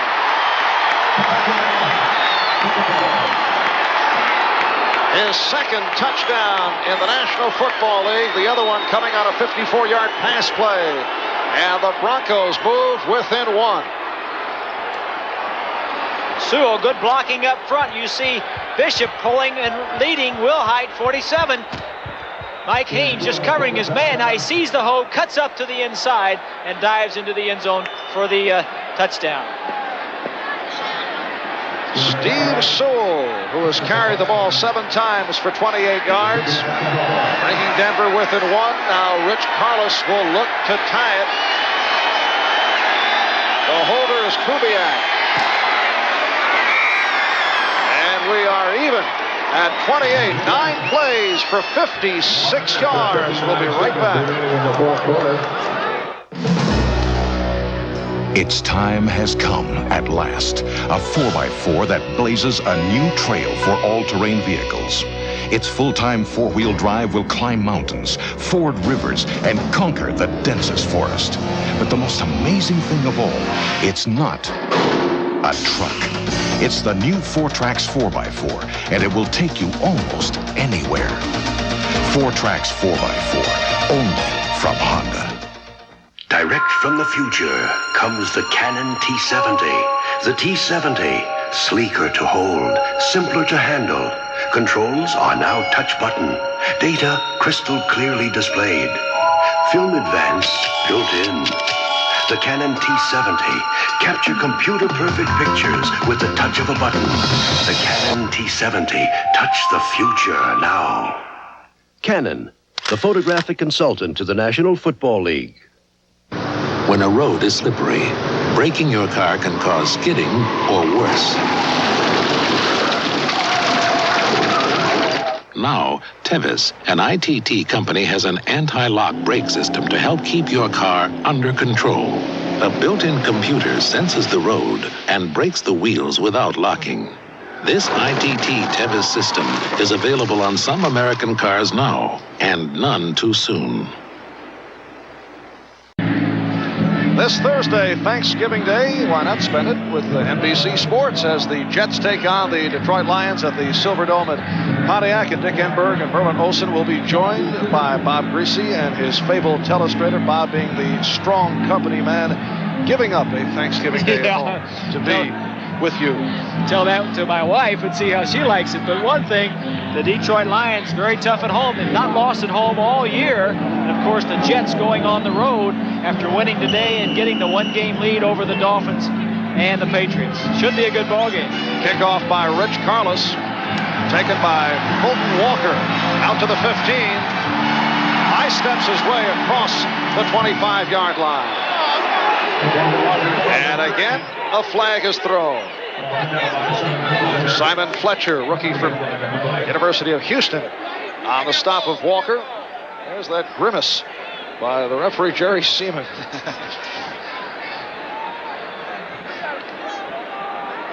And there's the hold called on the Raiders. He has that transfixed look as he indicates the penalty. And this will be the worst field position of the second half for the Raiders. Illegal use of hands in the back, number 43, receiving team during the return. First down. Number 43 is Sam Seal, the other kickoff return man, along with Fulton Walker. Sam trying to help out. Walker has done a good job for this Raider team, Marv, since he's come over from the Dolphins. I think he's number 3 or 4 in the National Football League. Actually, number 4 in punt return, so they've done very well. Raiders first down from the 12. And it's Marcus Allen reaching out near the 15. Barney Chavis on the stop. 11 and a half remaining, fourth quarter. Raiders and Broncos tied at 28. Giants winning big over St. Louis, 34-3 in St. Louis. Rams having their way against Green Bay, bouncing back from the loss to the Falcons last week. And we are even at 28. John Elway has thrown 3. It's been an up and down day for Raider quarterback Mark Wilson. Marcus Allen, 17 carries, 138 yards. And Wilson to throw with time. It's deflected. Incomplete. Intended for Christensen.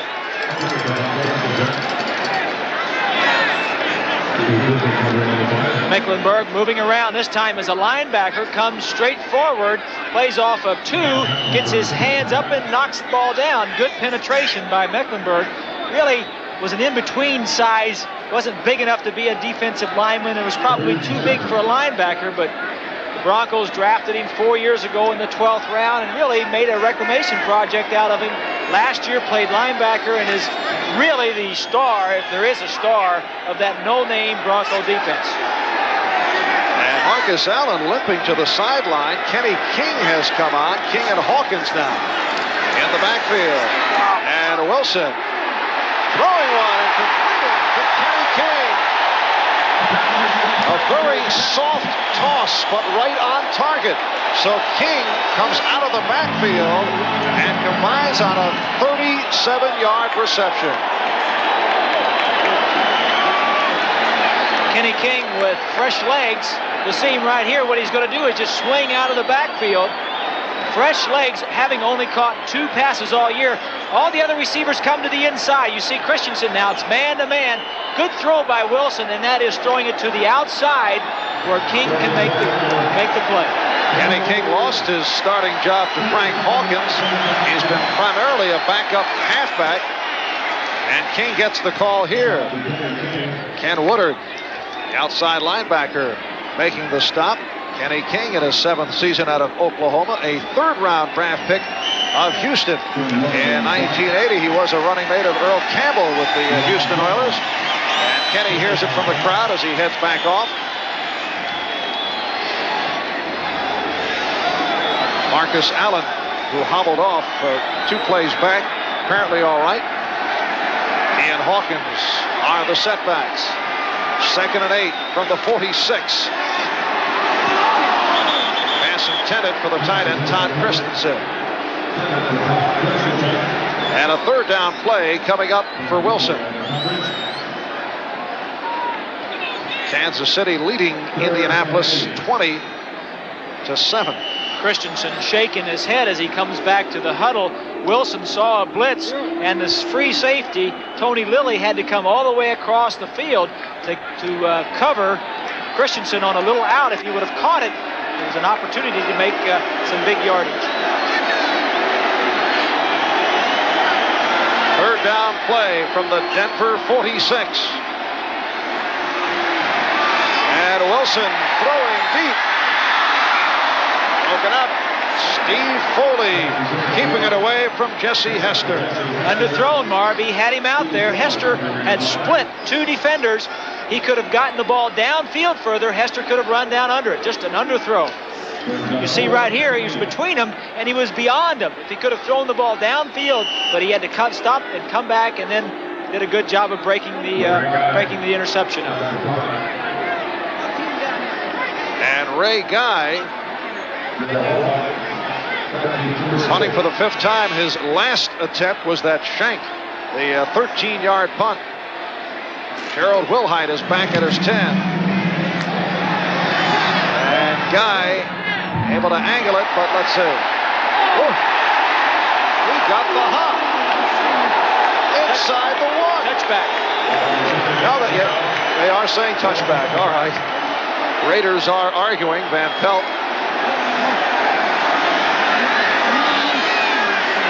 Brad Van Pelt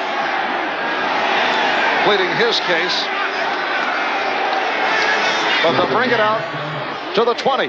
And we'll be right back. This imported beer is all that you'd expect. It has a rich, full-bodied, imported flavor, as you'd expect. And a deep, golden color to match its quality taste, as you'd expect. But here's one thing you probably won't expect. It's light. Amstel Light Beer. 95 calories, never tasted so imported.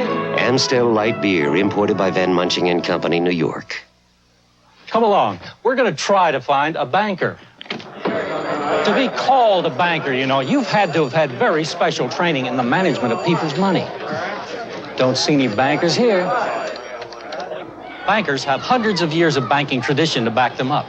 No bankers here. And bankers offer the newest ideas to help your money grow. There is one catch. The only place you'll find a banker is the bank. A message from America's full-service banks. Introducing an incredible advance in Gillette shaving smoothness. New Atra Plus. The Plus is this unique white strip that releases lubricants as you shave. You never felt anything smoother. New Atra Plus by Gillette. The essence of shaving. No matter how hard you work, Right Guard can help keep you smelling good for up to 24 hours. You work hard, you need Right Guard. This fall, NBC Sports has a November to remember when heart-pounding excitement returns to the greens, where one putt could be worth $450,000. Jack Nicklaus, Arnold Palmer, Tom Watson, and Fuzzy Zeller play the Skins game. Now that's a November to remember on NBC. In this, the 50th meeting between the Raiders and Broncos, there have been some Dannies. Remember this? Last year, Rich Carlos with the game-winning field goal in overtime to make it a sweep of the two-game set a year ago. And you know, it may come down to the field goal kickers again, Marv. It's shaping up that way. Tied at 28, 9:56 left in this fourth quarter off the 46-yard punt by Guy that did carry in. Elway, first down from his 20. Was nearly intercepted, and he would like to have that one back. Lester Hayes with some theatrics. It was intended for Steve Watson. Some theatrics is right. You're in Hollywood. Look at him. Had 13 interceptions one year. 4 of them didn't even count. He had 17 and 5 in the playoff. 22 as you see Watson coming to the inside and then starting back to the outside. Lester said, I'll have none of it. Not the best hands in the world. In fact, the Raiders last in turnovers in the National Football League defensively. Second down, and the handoff to Wilhite, who did a little juggle with it. Rod Martin on the stop. Picked up 1. It'll be a 3rd down and 9. Second down, 9 yards to go. Rod Martin, the outside linebacker. Some football people said he was too small when he came out of University of Southern California as a 12th round draft pick.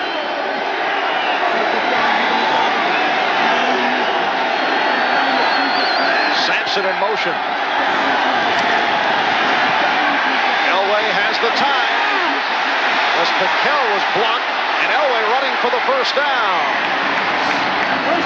Elway lunging across the 30, and the folks holding the yardstick markers made a quick move to get out of the way. Well, they did. Look at the protection right here. As 57 Robinson seems to be eyeballing Elway. If he go to run, I'm going to catch him, but he gets blocked, and now Elway takes off around the end. And it's interesting, Marv, how this game is coming down to the running quarterback. It seems like Wilson makes his best plays when he's outside the pocket, and Elway is doing the same thing. Can't get anything done inside, outside the pocket. He seems to be doing pretty well. And picked up the first down at the 31-yard line. 9 minutes left, fourth quarter. We are tied at 28. This is Sewell, nearly pulled away. Steve Sewell. Brad Van Pelt got a piece of it. And Van Pelt shaken up.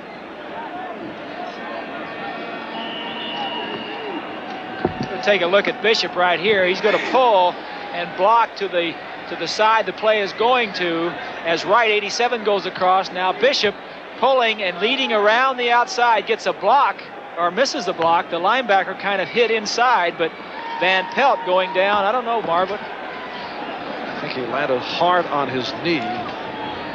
Brad Van Pelt, who joined the Raiders last season, 6 weeks into the season, following 11 years with the Giants, took over Ted Hendricks' old spot at his 13th year out of Michigan State. We have seen more of Jerry Robinson today as the Raiders have been rotating. He had been used sparingly since he was acquired from the Eagles. I think he's been used primarily on pass defense and comes in certain passing situations. But the field, as we see Van Pelt, seems to be all right. The field is in good shape. We've had intermittent drizzle throughout the ball game. The grass seems to be a little slippery on top, but the field is solid, and you haven't seen any big mud piles or anybody really tripping because of the field. I know you normally check out the playing field before ball games. Kind of rainy conditions today. Did you check it out? Certainly did. Set my spies down. Set your spies down? Spies down, yes. My spies went down, checked the field out, and in effect, you stayed away from the muddy field. Would not go onto the field. Again, it's Sewell. And some extracurricular activity. This is what Dan Reeves had warned about during the course of the week. Don't let the Raiders get to you. The message from Reeves. Millen and Turan on the stop. And we're swinging by the NFL scoreboard. Rams over Green Bay, 31-17. They are in the fourth.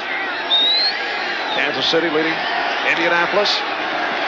It's a third down and 1. And again, the rain is falling.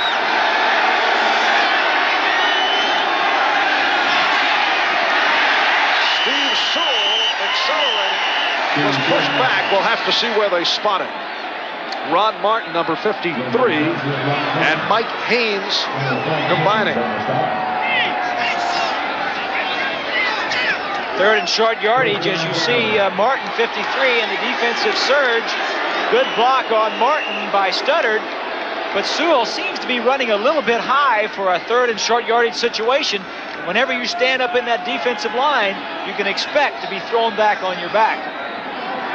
So the first down picked up by Sewell at the 41. 7.5 left, fourth quarter.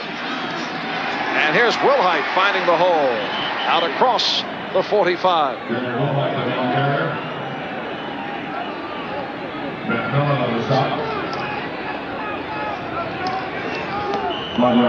Tonight on NBC, Honky Brewster, followed by Silver Spoons, and then Mussolini, The Untold Story, Part 1. That is coming up later on.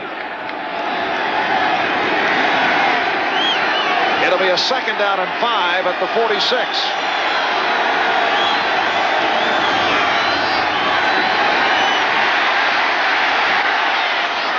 And it's Clarence Kay, but a penalty marker is down in the secondary. Kay on the reception, stopped by Bill Piquel. But a flag thrown. flag thrown from the field judge deep in the center of the field, normally an infraction on the tight end. It's defensive holding against the Raiders.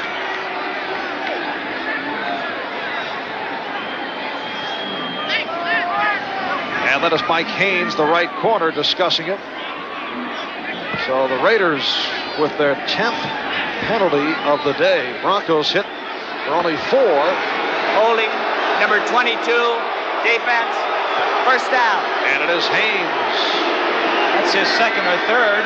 Mike Lester Hayes has 3 or 4, and I know we mentioned it once before, Marv. I think it bears repeating. The Raiders last in the AFC in being penalized, and 24th out of the entire 28 teams in the league. So this is not uncommon for the Raiders. First down for Denver at the Raider 49. And here is Sewell. And again a flag has been thrown.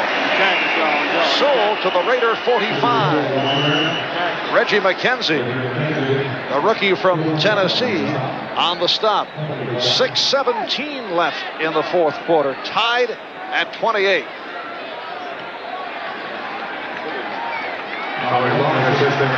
Tripping.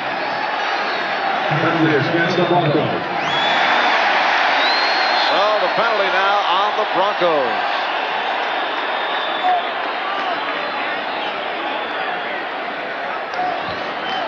Tripping, number 54, offense, 10-yard penalty, still first down. That's the left guard, Keith Bishop, called on the trip. Final score, the Giants over the Cardinals. So the Giants go to 8-4. And Dallas in front of Philadelphia, now looking to keep pace with the Giants in the NFC East. It'll be a 1st and 20. Denver from their 41-yard line. Now under 6 minutes remaining. Tied at 28.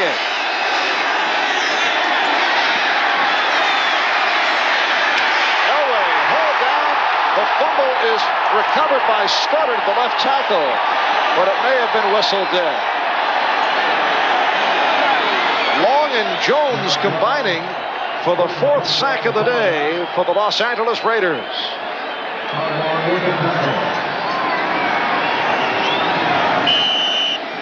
Right, 87 is the man he wants to get the ball to. You see him blocking for a second. Elway rolls to his right. Now he looks back.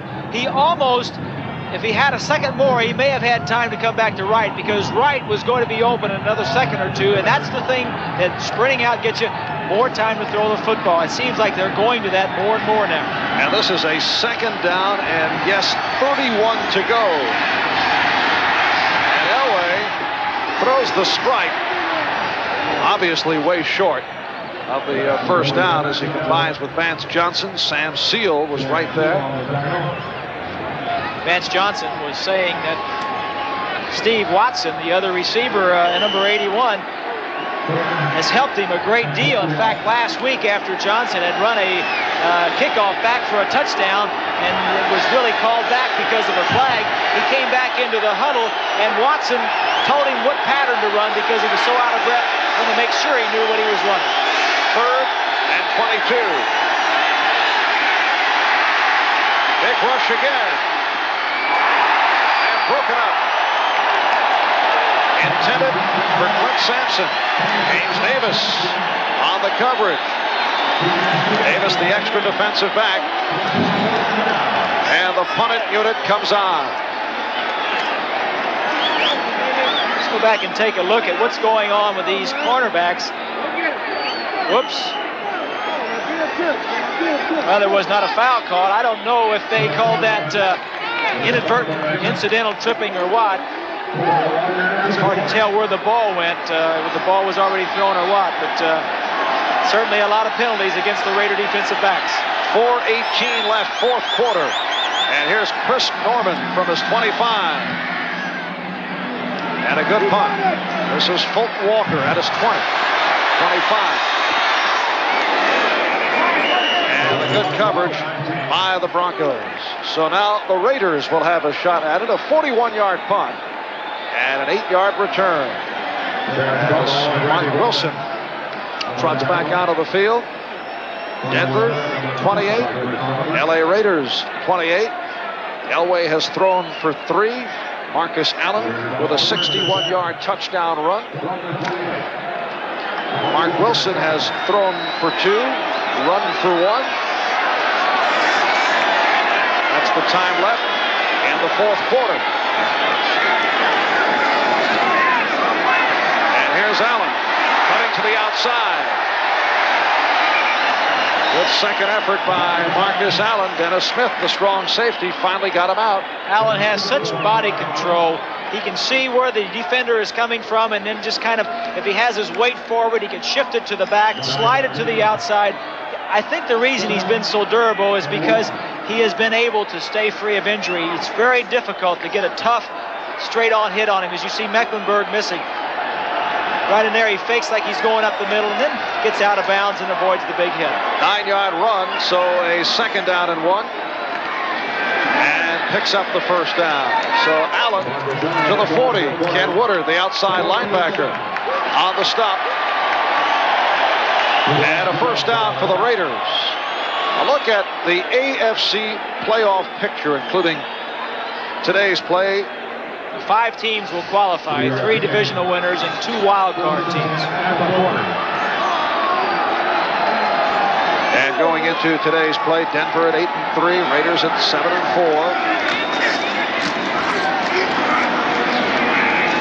Again, it is Marcus Allen, Jim Ryan on the stop. Allen has carried the ball 21 times for 156 yards. He's caught 3 for 38 yards, so all told 194 yards from Marcus Allen. I wonder how that compares to their total offense of the day. I mean, obviously they lean on him pretty heavily. It'd be interesting to find out how much of that is their total offense. Well, we'll put our crack statistical staff on it. 2nd and 7. Hawkins, the lone deep back now. Wilson slipped and brought down. Lost his footing. He lost his footing when he got hit over the head by Mecklenburg.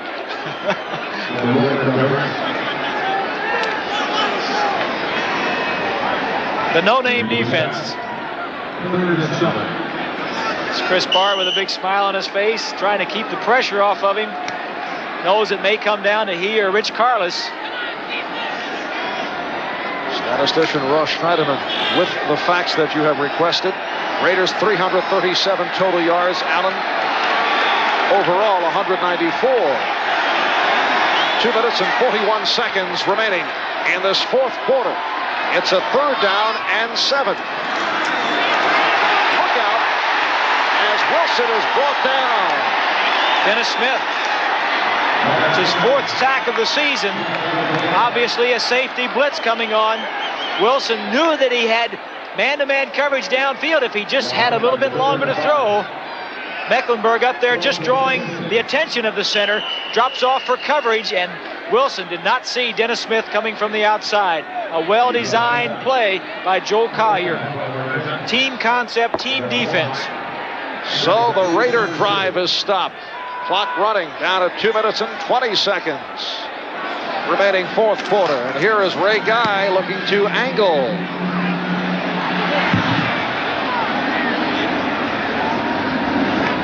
And it stops at about the 26-yard line, a 39-yard punt.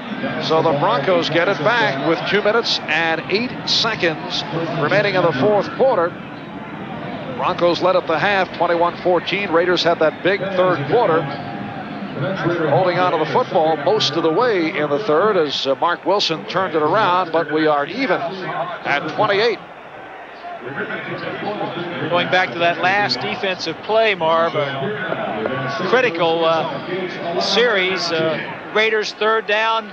Joe Collier and the defensive, the Broncos finding the right time to send the defensive safety in there to stop the drive and turn the ball over to the offense. Gerald Wilhite, the lone deep back. And this is Wilhite. Out to the 30-yard line.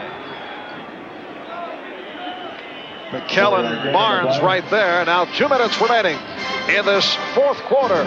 We'll be back right after these words. AT&T, the right choice. In the playoffs, Dave Craig hit Steve Largent twice for big gains in a fourth-quarter drive to get his Seahawks to the Dolphin 2. It's deadlocked at 20. With nearly 2 minutes remaining, Seattle doesn't want to settle for 3. Do they throw to Largent once again or sweep running back Kurt Warner? What would you do? There's a time when others make decisions for you. This one. Later on, you make your own decisions. Now, many of you are being asked to make an important one. If you don't choose a long-distance company, one will be chosen for you, and it might not be the right one for you. So if the AT&T services you've always counted on are important to you, be sure to mail in the ballot you'll be receiving. This one, please. There's one way to be sure the right choice is made. Make it yourself. AT&T, the right choice. What did you decide? The Hawks pitched the ball to Warner, who scored easily around right hand. His clutch touchdown sent Seattle to the AFC Championship. The Seahawks made the right choice. John Elway chatting with head coach Dan Reeves. Tied at 28, 2 minutes remaining in this fourth quarter. The Denver Broncos have been superb in overtime. They're 2-0 this season in OT. There's Rich Carlos, who beat the Raiders last year in overtime, and 8-1-1 all time in overtime games. The only loss coming in 1978 against Minnesota. Raiders involved in one overtime game this season, and that a 40-34 loss to the San Diego Chargers. Raiders being 4-3 all lifetime in overtime games, but is it true that the Broncos have been in 2 overtime games this year, won them both, and their offense has not been on the field? That's right. 2nd and 6. And again, the Broncos staying on the ground. Harold Wilhite stopped by Rod Martin. Denver has 2 timeouts remaining. Los Angeles with 3 left.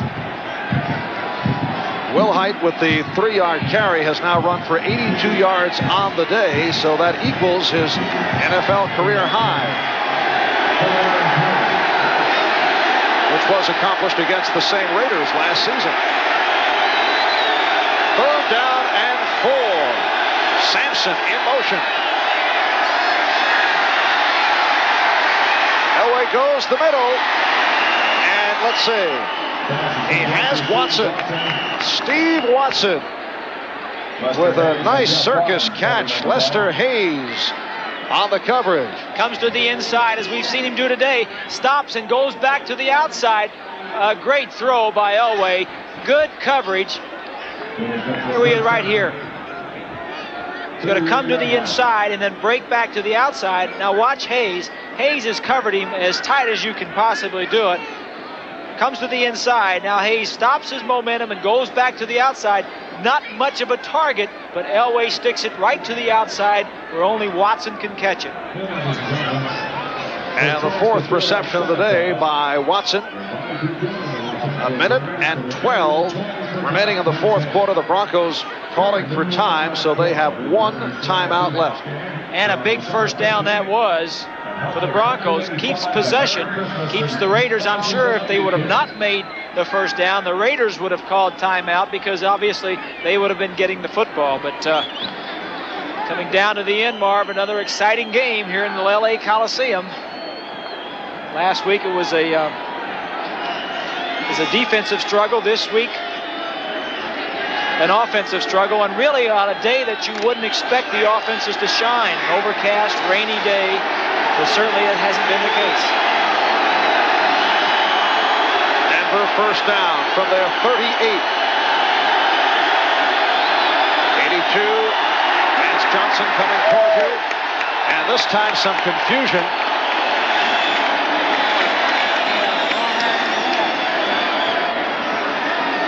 Timeout is allowed. You cannot have consecutive timeouts. Timeout was called off. Cannot call consecutive timeouts. That would have been the final timeout for Denver. But they restarted the 30-second clock. Flag is thrown. The completion to Sewell. Stacy Turan on the stop. That 30-second clock was down to its final seconds. That's why Elway had called for the time. That's why he wanted a time, but then when Jerry Seaman came in, they restarted, I'm sure. 12 men on the field, offense. That's delay of game, Jerry. Down to a minute 4 remaining in regulation. Well, at that point, you don't want to take your final timeout anyway. It's better to take a delay of game than take your final timeout.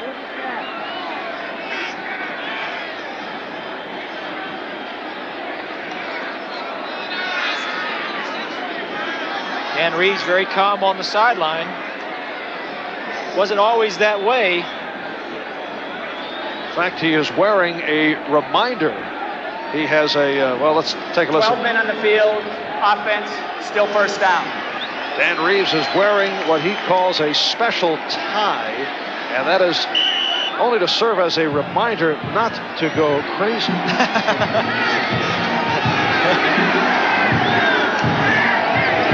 Well, he said at the beginning of the Elway era that he was John's own worst enemy because he was too hyper and just yelled at him too much, and the tie is one way to kind of settle himself down. First and 15 back at the 33. And here's Sewell. And again a flag is thrown. Sewell not able to make the turn.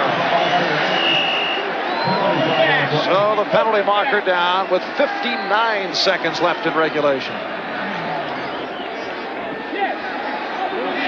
And it's against Denver.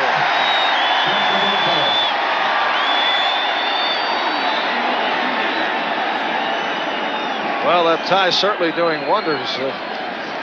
Well, you don't know what he would have done without the tie. Dan Reeves admitting that he didn't handle John Elway correctly. He said that Don Shula did a much better job with Dan Marino than he did with Elway, but... Personal foul, clipping, number 54, offense, still first down.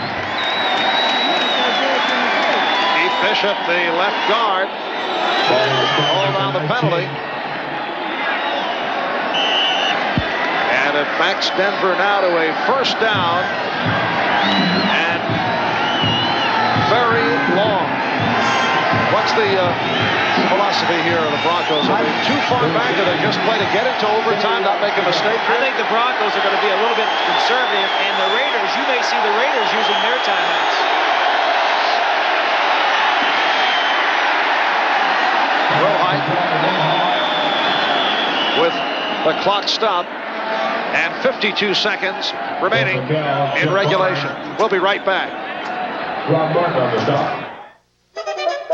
When you're dealing with higher volumes of information and need answers fast, you search everywhere for solutions, but find it hard to get on top of things. That's why IBM created the personal computer AT, with the power to push high performance even higher. With the AT, fast becomes faster, and the capacity to handle data becomes greater, all to help put your business on solid ground. The IBM Personal Computer AT for advanced technology.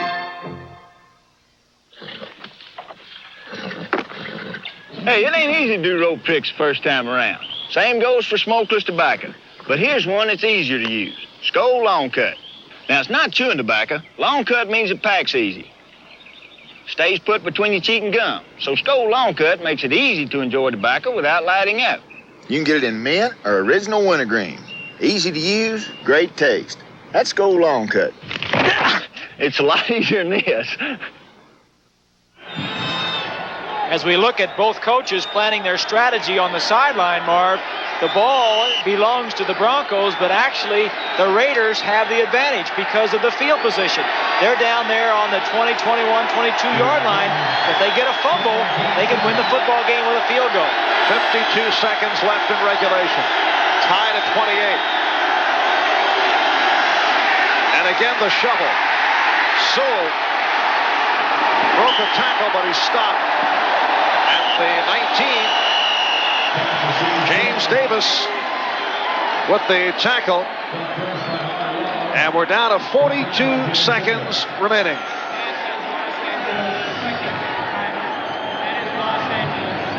And those of you who may have just tuned in looking for a full NBC prime time lineup, it's Marv Albert with Bob Greasy.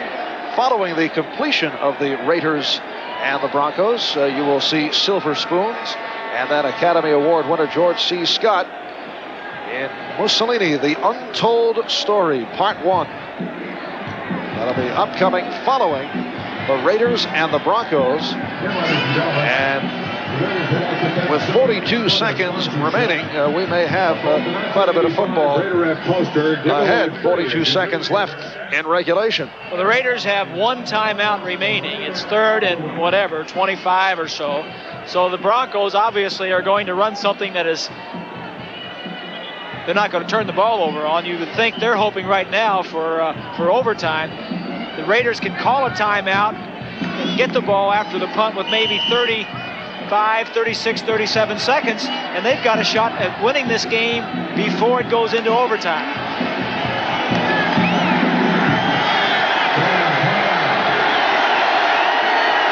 Third down play. And here's Sewell. Out to the 24. And we now have 35 seconds left. The clock is stopped as a timeout is called by the Raiders, their final timeout. So Denver has the one left. And you will see the punting unit come on. Of course, the key thing here is the Raiders can go for the block. The Broncos have had some problems in the last few weeks with their punting and getting the punt off. They've had two blocked, really only one that counted because one was partially blocked and went past the line of scrimmage. But the key thing here is, are they going to rush the punter, or are they going to drop back and try and get a return? Chris Norman had one blocked last week by the Chargers. It'll be Fulton Walker on the return.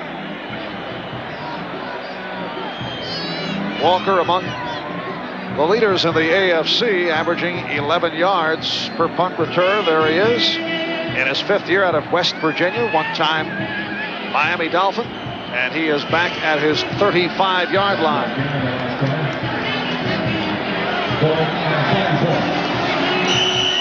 And there's Chris Norman awaiting the snap back at his 10. I think you go for the block, Marv. 10 men on the line for the Raiders. Good punt by Norman. Sends Walker back. Come on, baby. Walker 25, 30. Has an opening. And the punter, Norman, gets involved in the tackle. We have 20 seconds remaining in regulation. A 58-yard punt and a 20-yard return. Great punt. He really out-kicked his coverage. He's going to run 10 yards before he even runs into a Bronco, and then makes a good move here as Squarick, 58, does not make the block. It's a good no block, and then gets upfield. Chris Barr only 2 of 8 outside the 40-yard line, so they have to get it in pretty close to get into his range. And here is Wilson looking downfield, throwing sideline. And he is out of bounds. Great interception, a one-handed interception by Wilson.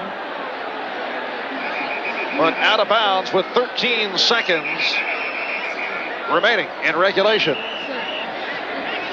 And Dokie Williams is hurt. They can ill afford to lose Dokie, the only, what I started to say, the only veteran receiver. They have Cliff Branch, who has been activated a couple of weeks ago after a hamstring injury, but really, of the 3 that are playing, the only veteran receiver, as we take a look. Oh, Wilson fell on his ankle. It looks like it might be his ankle or a twisted knee.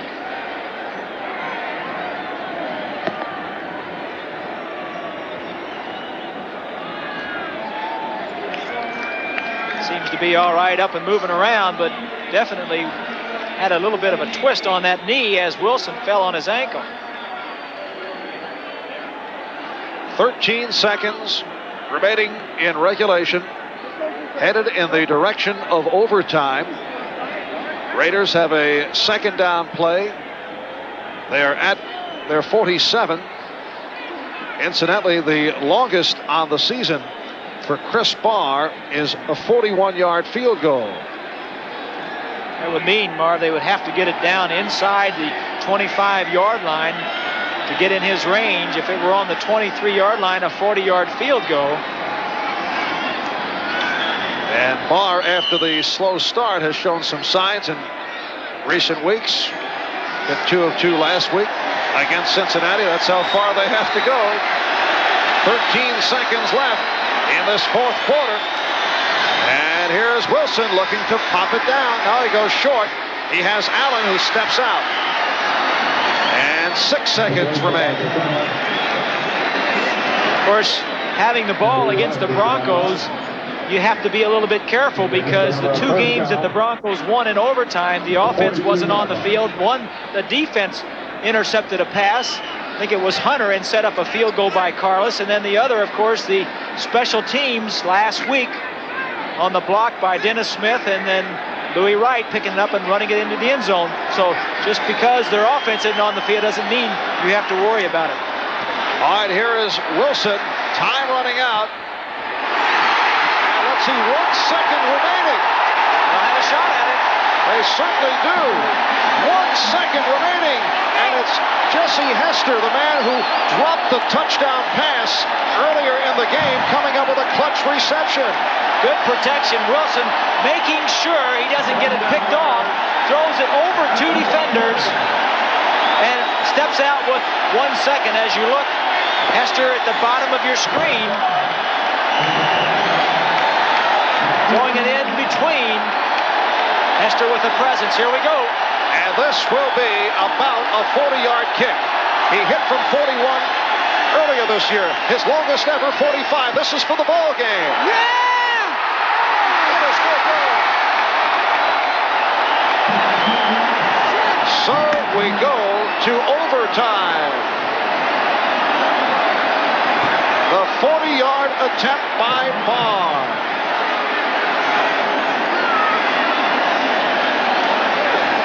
Plenty of leg. The ball, if it would have curved to the left like most right-legged kickers do, would have come in, but he doesn't have to tell the referee. He can see by the reaction of Chris Barr that it was just outside. It looked like Millen, number 55, was asking him, did you make it? Wasn't it in? And of course, to have to tell that big hunk of a man, Millen, that it was not in, it's a little bit intimidating. All right, here's another look, and you'll see the conversation by Millen. Of course, Millen was busy blocking. He didn't want to get it blocked. Millen says, it's good. It's good, isn't it? Isn't it good? Wasn't it good, Chris? Chris, afraid it wasn't, man. Chris saying, are you crazy? Number 7, please call it while it is in the air. Tails is called. It is heads. We want the ball! We want the ball! Yes, Rod Martin says we want the ball. And we'll be back with the overtime kickoff in just a moment. Tuesday on the A-Team, Murdoch becomes face and face becomes Murdoch. In a high-flying double con Tuesday. All rise, Pittsburgh, because here comes the judge. Get your 4 to 6 kicks in the People's Court. Afternoons at 5 on Channel 11 WPXI TV, Pittsburgh. You've got to get here. History's being made at your Nissan dealers. It's the Nissan Challenge. Cars keep rolling in, and dealers have been challenged by Nissan to sell them all, and soon, like the Sentra. America's best-selling import. Or the all-new four-wheel drive Stanza wagon. Great for going over the hill and through the woods. Pick your favorite. Everything has to go. Drive home a great value tonight. The Nissan Challenge ends soon, so get here before the best is gone. Get the deal of your life now at your Greater Pittsburgh Nissan Datsun dealer. The Atlantic difference. Atlantic mortgages make a difference with low rates, low fees, and quick service. Atlantic's new credit cards make a difference with lower rates, lower fees, and Visa and MasterCard. Atlantic home equity loans make a difference with low rates, low payments, and low fees. Lower cost credit at Atlantic Financial. We can make a difference. Here's another way. Make a difference. Speak your mind on the speed limit on America. As we head to overtime, looking back, Bob, couple of key plays back in the second quarter. Mark Wilson had Jesse Hester in the end zone, but Hester not able to hold on. That was a certain touchdown. Now in the third quarter, Chris Barr with the squib kick. And you'll see Barr able to recover, and this eventually led to a Raider touchdown.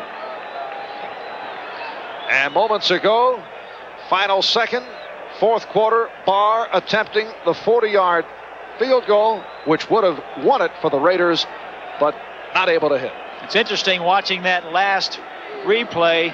Dennis Smith over there on the same side that he blocked the field goal last week in overtime that Louis Wright picked up, trying to do it again. The Raiders said, I'll have none of this, blocking him out. Good protection for the field goal attempt, just a little bit wide to the right for Chris Barr and the Raiders. Barr is now 2 for 10 this season from 38 yards and longer. It's interesting, Marv, to note when they flip the coin that Rod Martin says, yeah, we want the ball.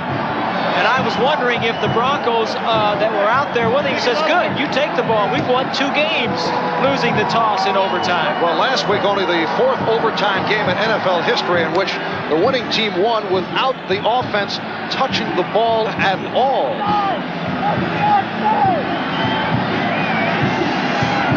Rich Carlos teeing it up. Sam Seal and Fulton Walker are back.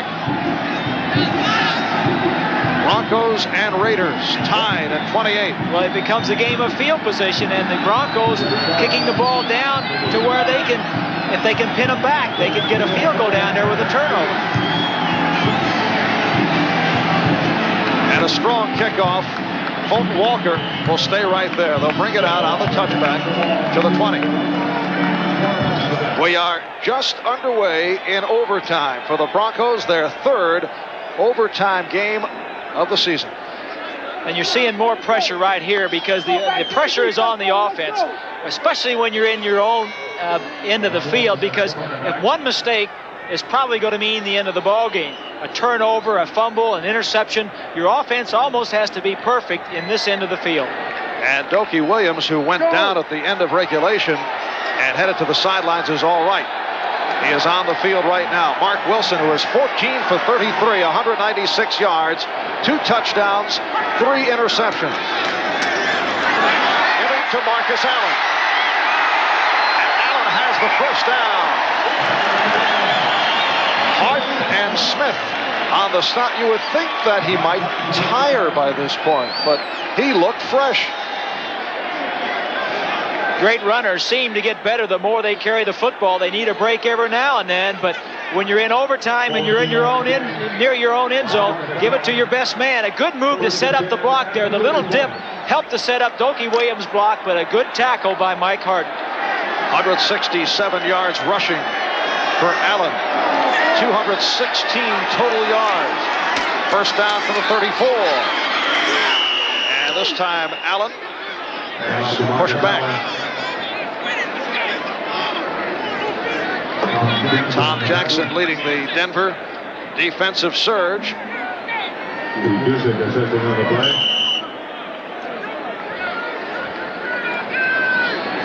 yard gain. Second down, 9 yards to go. Tells you a little bit about Marcus Allen. 2nd and 9.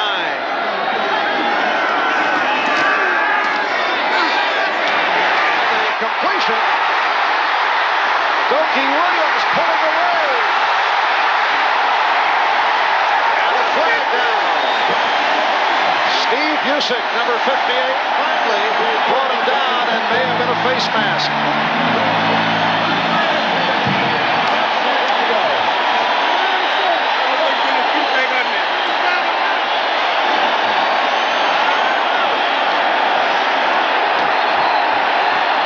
So they'll tack on some yards, 42 yards plus the penalty. Right here, the receiver is going to come down and break to the outside. The defensive back is going to miss the tackle, and then Busick will have to come all the way from his linebacking position down and breaks to the outside. That's Harden, 31, missing the tackle. Three other Broncos knock each other off. And now Busick tries to knock the ball loose, pulls his face mask, and now the Broncos are in tough territory. Third catch of the day for Dokie Williams. If you're looking for a turnover from the Denver Broncos, last year they were one of the top teams in the league. This year, 22nd out of the 28 teams in creating a turnover by the defense. First down at the Denver 18. And it's Frank Hawkins getting the call. A rare call. I'm sure all they're concerned about now is not fumbling the ball and leaving it to that man right there, Chris Barr. But when you just miss one, that has got to be on your mind. Only the third time that Hawkins has carried. Picked up 2. It'll be a second down and 8. Chris Barr, who missed from 40 at the end of regulation, thinking about it now. Tied at 28, 2 minutes in overtime. And Allen inside the 15.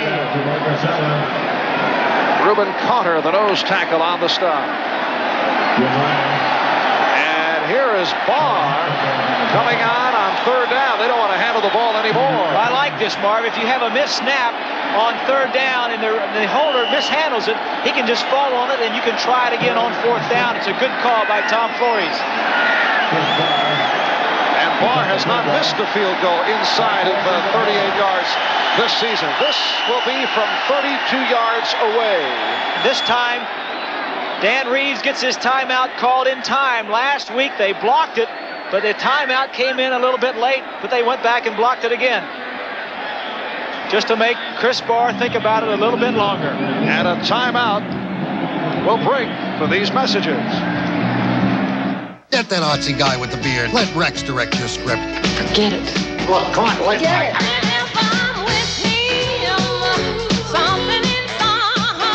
We shape today's Mercury Cougar to help it hold the road, no matter which road you choose.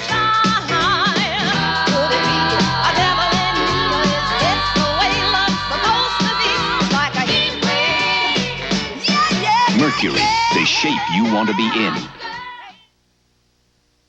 This bud's for all that you do. You keep America going. You keep the juices flowing. You are the muscle, the hope and the hustle.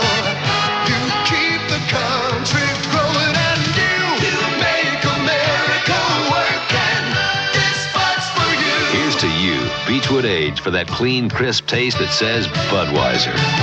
This bud's for you. 2.5 minutes into overtime. Third down situation, and Chris Barr looking to end it from 32 yards away. Here it is. It is all over.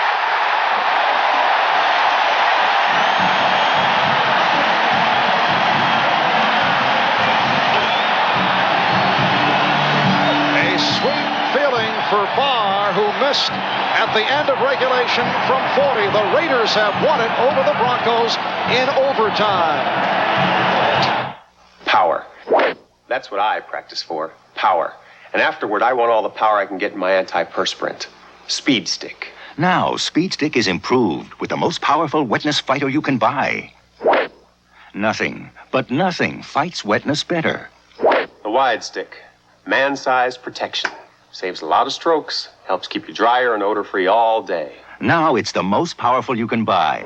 New improved Speed Stick antiperspirant. By Menon. You have to draw the line someplace. Then cross over it. That's how new ideas start. How new worlds open up. Technology from a company called TRW helps chart new worlds. Today we draw the line where it has never been before. Tomorrow, we'll cross over it. Tomorrow is taking shape, at a company called TRW. So much for the success record of the Denver Broncos in overtime as this 32-yard field goal by Chris Barr wins it for the Raiders over the Broncos here at the Coliseum in L.A. And the Raiders now in a tie with the Broncos, both with records of 8-4. Marv Albert with Bob Greasy saying so long from the Coliseum. Tonight, Silver Spoons and Mussolini, the untold story. That's coming up next, except for the Pacific and Mountain time zones where these shows will be seen at their regular time. A promotional fee has been paid to NBC by United Airlines. You're not just flying, you're flying the friendly skies. This has been a presentation of NBC Sports, the leader in innovative sports television.